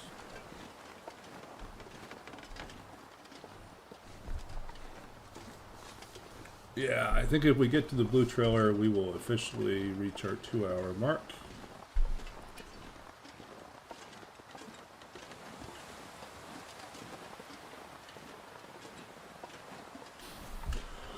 Oh, in addition to work today, I also spent part of the day working on a manuscript consultation. And a friend of mine had sent me their poetry book manuscript, and I spent the early morning sitting down with the manuscript and taking it apart into a lot of little pieces. And then this evening I also spent some time going through and resorting it all. And cut so much stuff. I cut so much stuff. Oh boy. I even cut the title poem. So the poem in the collection that gives the current manuscript its title, I cut that too. Because I'm ruthless like that. But sometimes that's what you gotta do. Everything's cold. So I have it pretty much, I think I probably chopped the whole manuscript from 84 pages to probably about 45, 46. Maybe it's close to 50. I can't remember. I have to do a final count. But 48's like the shortest you can go as a poetry book. And it's recommended that you aim closer for 60. At the moment, I'm trying to figure out what the first poem in the collection should be. Because I think I have the order. I just don't feel like I like where it starts right now. Like there's got to be a better poem to start the collection. And worst case scenario, it might simply be something that they haven't written yet, that they need to write.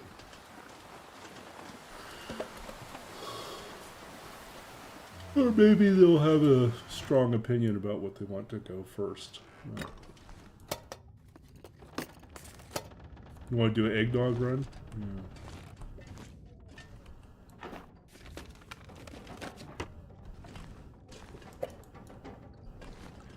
Lactose intolerant run? With another flashlight. It's a lot of weight. I don't want it.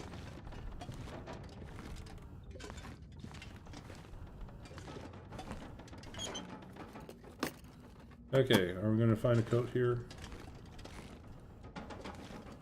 Not looking like it. Nope, no coat. I'm running a no coat run. That's what I'm running. No coat. 19 days. We'll probably be at 20 days after this. I think we should go ahead, stim, and sleep.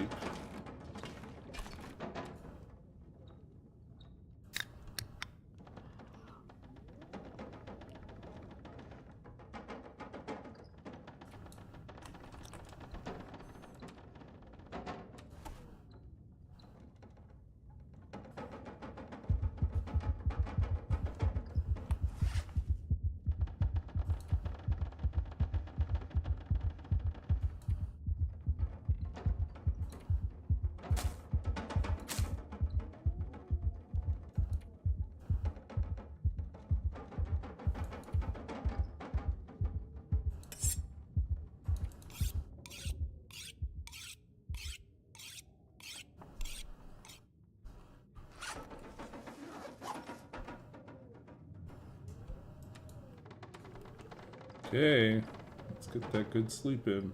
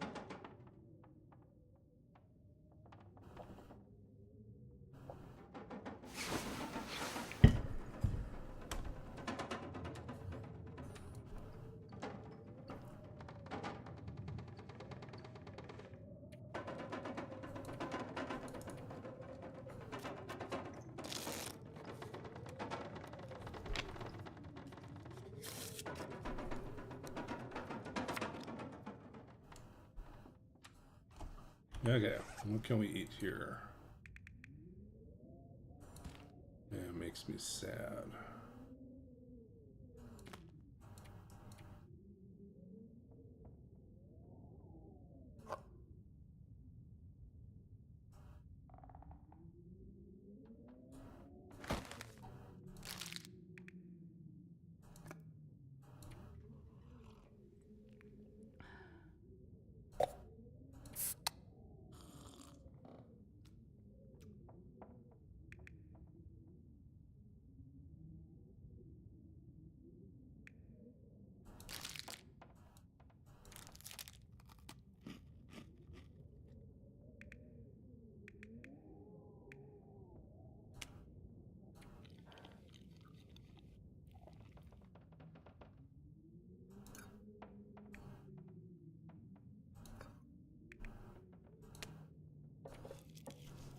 Okay, eat those potatoes.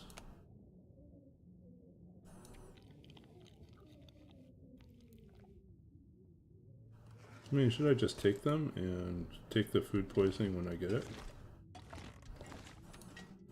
Maybe we will. They're light.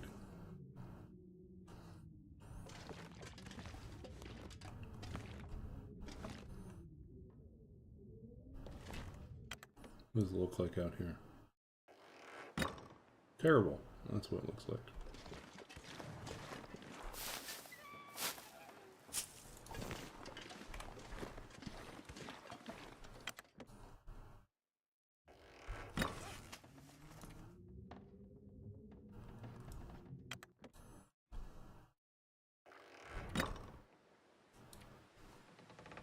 Okay. Still too windy. Okay, so we're gonna save here. 19 days. Almost 20 days. Okay, so we're zipping along. 19 days. We're at 7 crackers now.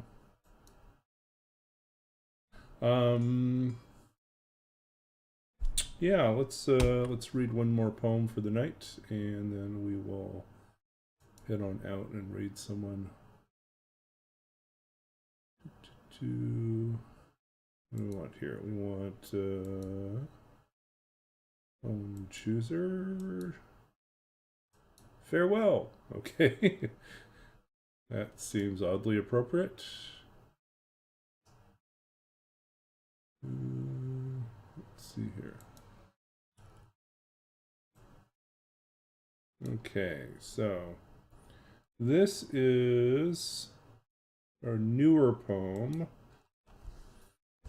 which is inspired by a very old poem. So this is inspired by a poem by Lee Bai called Seeing a Friend Off, and this is called Farewell.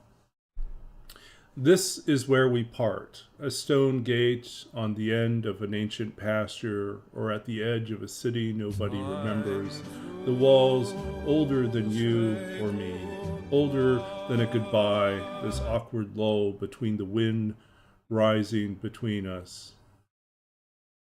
Wind-blown leaves and seeds carried across a barren world too vast to comprehend. Who knows if you will return, or if I will return, or what the land will remember of the words we say here, already swallowed up by the wind, already erased. It's just your hand, the car moving, my hand empty, but filled with the last light of the sun, a lone tree swaying in the breeze. So a lot of the images that come out of this poem are inspired by what's in the Lee Bai poem. That I kind of dug into in the process of working on a comparative translation project. And I noted there were a lot of little things that, just are really subtle that just kind of slip through or slip by. Some of them I think are intentional. Some of them I think are kind of almost accidental, how they work.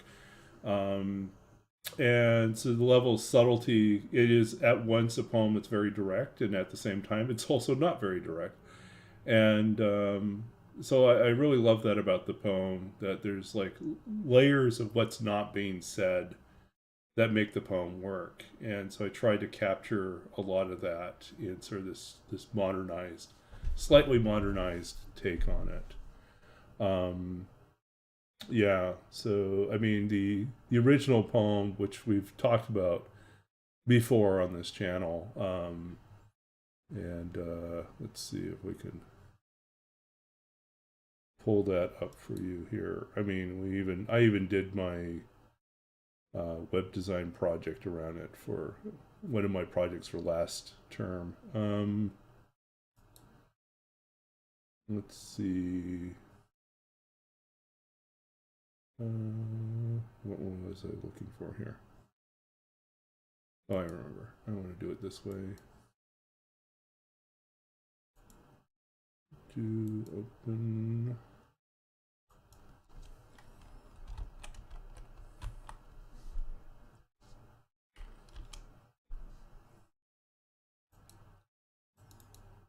Yeah, so like the original poem, seeing a friend off or sending off a friend.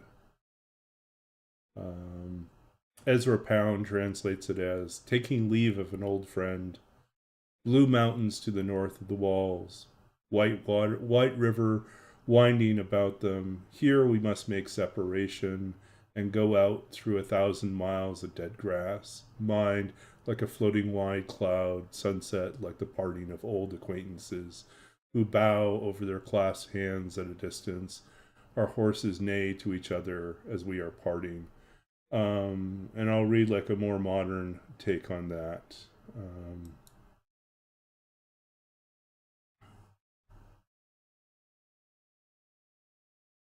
Let's see here.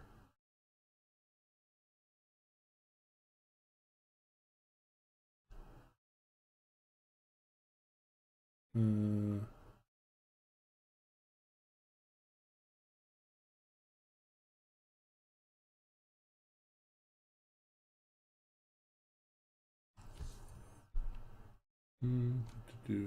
this is all the things that I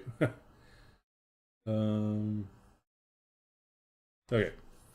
Taking leave of a friend. Green mountains lie across the north wall. White water winds the east city. Here once we part. Lone tumbleweed, 1,000,000 miles to travel. Floating clouds, a wanderer's mood, setting sun, an old friend's feeling. We wave hands. You go from here. Nay, nay, goes the horses. So that's a translation by Yip Wai Lim, or Wai Lim Yip, from Chinese Poetry, an Anthology of Major Modes and Genres, 1997, Duke University Press. There's like a whole bunch of different translations of this poem that I have collected over the years. And yeah, so sometimes once in a while we'll go through and we'll talk about like what happens as we go through different versions, different takes, different translations, and how far off we end up. Yeah, you're paying it forward. Okay, so. But yeah, so I hope you enjoyed that. Oops, keep grabbing the wrong things here. Come on. Try to maneuver my windows around here so I can see what I'm doing. Okay, so let's go back and find someone to raid.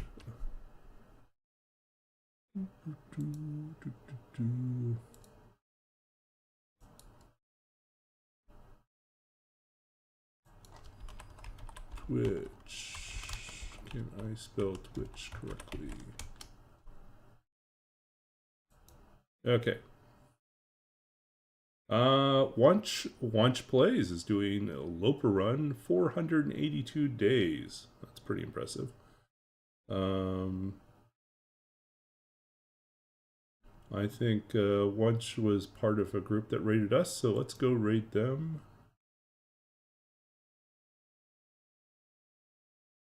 Okay. So we're gonna head over and visit another TLD streamer.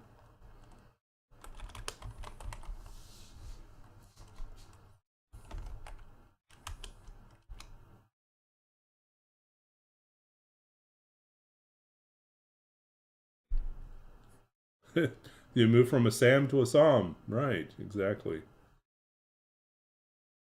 Okay, so we're going to go over and visit Wanch. Check out how they're doing. And yeah, so I will be back not tomorrow night because I'll be gone for D&D.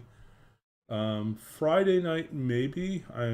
Was supposed to meet with my opera composer tonight, and we had to reschedule due to some things that came up on her side, and so we'll be working somewhat on Friday. But I'm fairly confident that I've done enough work that it's going to be a relatively short meeting. I'm hoping so.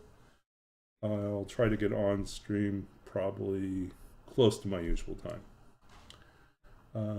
But yeah, in other case, otherwise, it's been a pleasure to hang out with you guys, and I wish you all the best as we head over there.